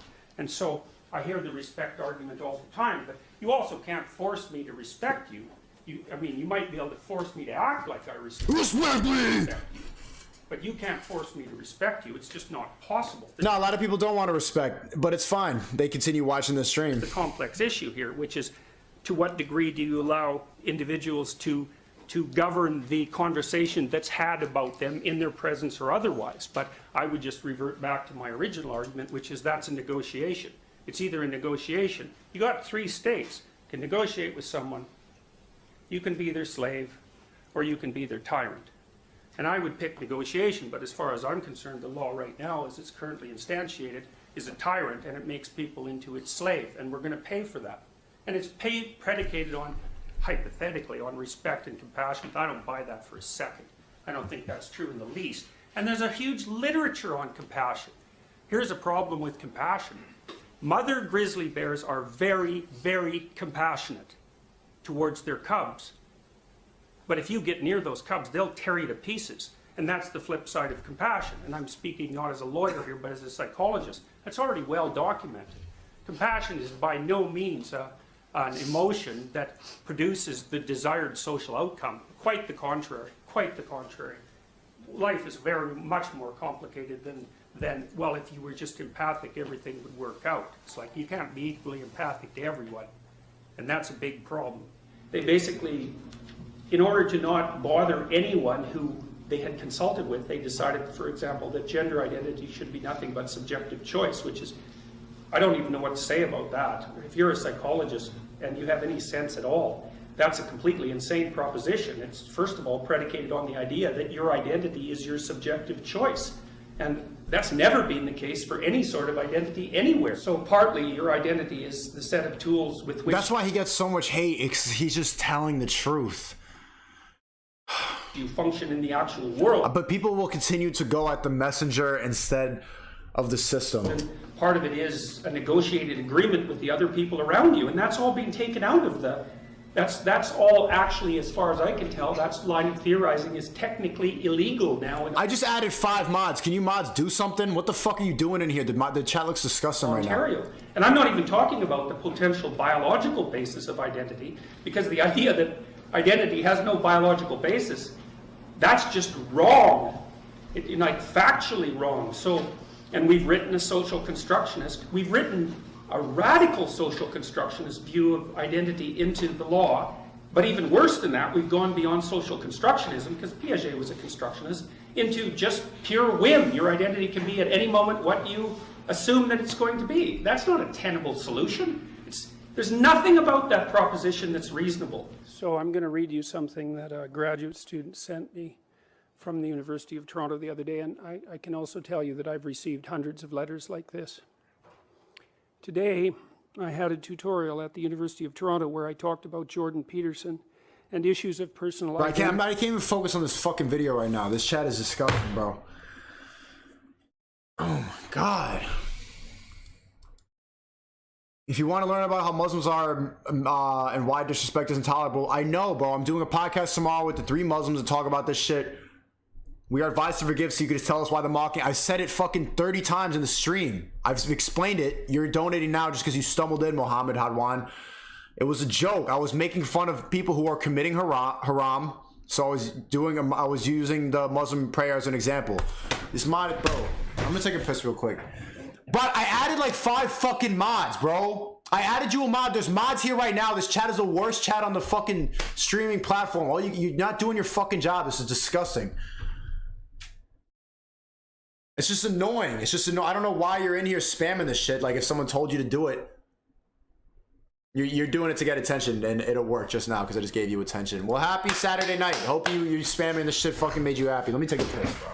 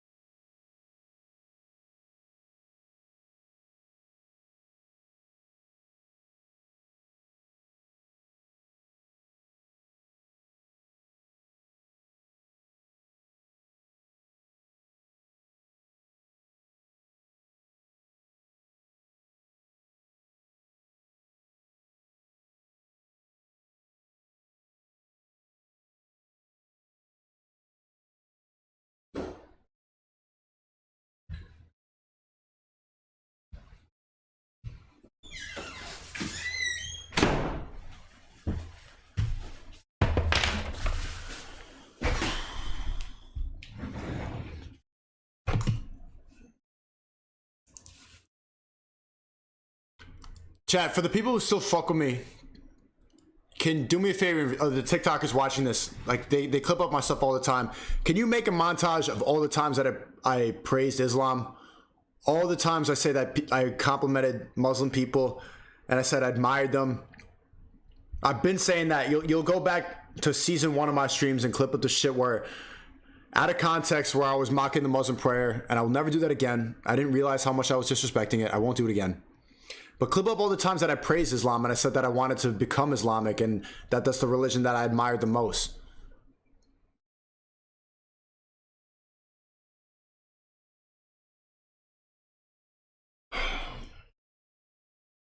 Chat, I'm gonna tell you that, like, this is gonna happen if you ever want to start streaming. There's gonna be a point in time where people start to turn against you like this, but then the first desire is just to end the stream and to go to sleep. But that's what they want you to do. And I know that I'm a good person. I know that people, there's more people who actually want to watch the stream rather than the people hating.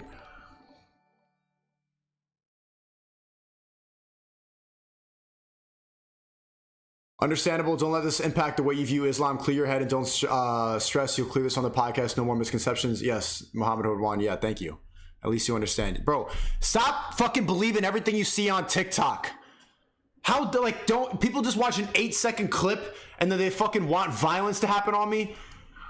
Violence is permissible in 3 scenarios in Islam. One of them is in use of defending Islam. If you apologize, they will stop. Bro, if you are serious about converting, watch Islamic debates. Take care, bro. That doesn't negate anything, bro. Just stop talking about it. Well, you fucking everybody in the chat keeps stumbling in and bringing it up and donating money to tell me that don't come to the UK. Like, watch your back.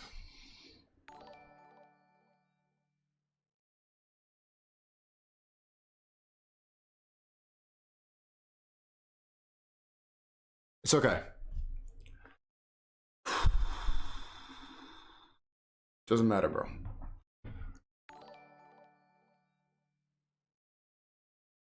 Please, TikTokers, make a montage that's going to go viral of all the times I praise Islam.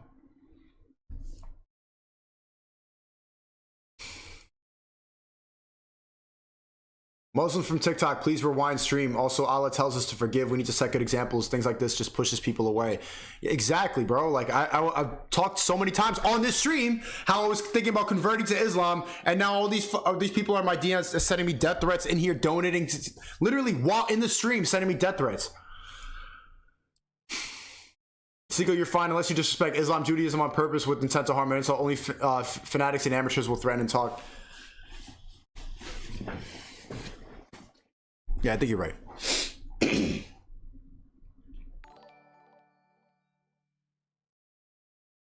think you're right. Fuck it, bro. Can't let these people get to you. Thanks again, Altair, for the 100. If you haven't already, read the Quran and you want to believe but aren't convinced, why not take the time to read it and form a judgment then? Also, this is a video about history being cyclical. Take this idea from a prominent Muslim polymath named Ibn Khaldun. Thanks, Altair. Have you heard, Chad, have you heard about this prominent Muslim polymath called Ibn Khaldun?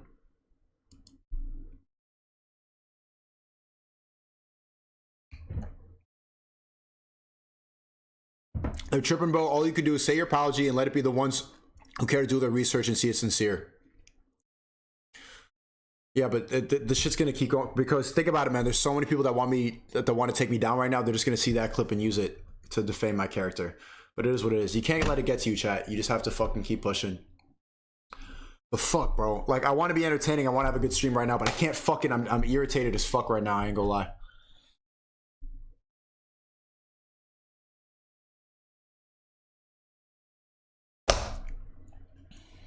I'm irritated right now.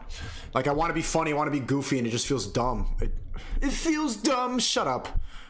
Am I being gay right now? Bomboka! Who gives a fuck? It's the internet. It's the internet. None of this matters. We're just here talking. I don't care. I don't give a fuck.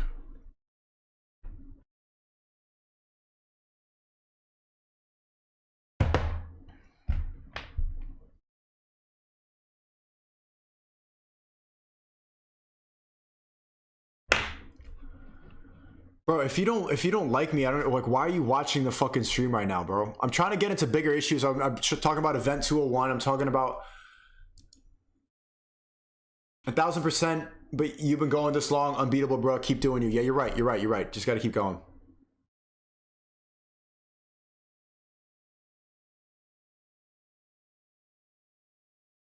Atana says, SNEAKO, one of the main things that the Quran teaches us to forgive. Although you made a mistake, you had no bad intent, and real Muslims will. Yeah, bro. If you're, I mean, I don't want to speak on Islam, bro. I'm not going to tell you what makes you a real Islamic person. Bill Maher, Ben Affleck, Islam. I'm done to watch that. All right, Elias says, please make me a mod. Okay, mods. I just added a couple of mods. Don't ban everybody.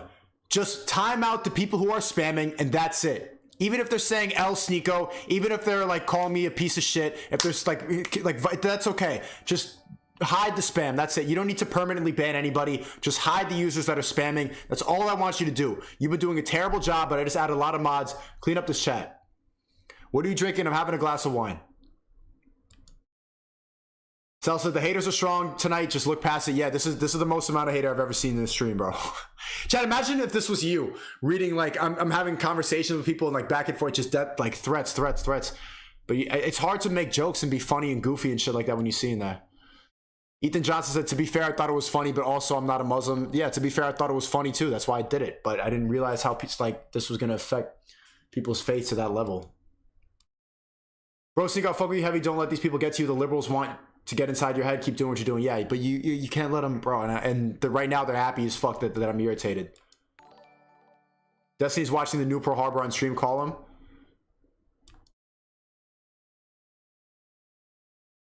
Not tonight, bro. I'm too irritated to have like a proper debate about that shit, bro. Fine, no, I'm not. I don't care. Woo! I don't care. I don't give a fuck, bro. Yo, I have the granddaddy of all conspiracies about back pocket. Check out the Die Hill Foundation. Okay. Thank you, Buck Nasty, bro. Don't let it get you down. Keep yourself, keep bobbing and weaving. You're right. Okay, I want to watch Clap Infinity. Can I be a mod to help? I think there's enough right now. I think there's enough for now. Okay, let me watch Ben Affleck, Bill Maher, Islam. If they're gonna keep on coming in here, let me just watch this video then.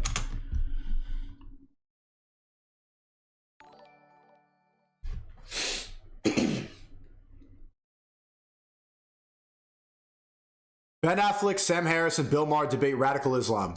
So in LGBTQ, you can't criticize without being labeled a phobic. And I didn't even criticize. All I did was, I was actually criticizing what Islamic people criticize. I was criticizing the Western behavior, all the haram behavior, people running around with crop tops and their dicks out at pride parades. That's what I was using the Muslim prayer that I was mocking using. I understand why they're mad, but I wasn't even criticizing Islam. I was criticizing Western behavior, something that Muslims do all the time. I'm on your side, but they take it out of context, and now I'm a phobic too. That got an applause from this audience? Chad, I'm not saying nothing like that, and you don't go after them. Of Islam is peaceful, but at the same time, there are a lot of passages in the Quran that advocate for violence. Like there's someone brought up there's 3 times that they say violence is acceptable. And Muslims watching, do they say that it's okay to hit your wife in the Quran?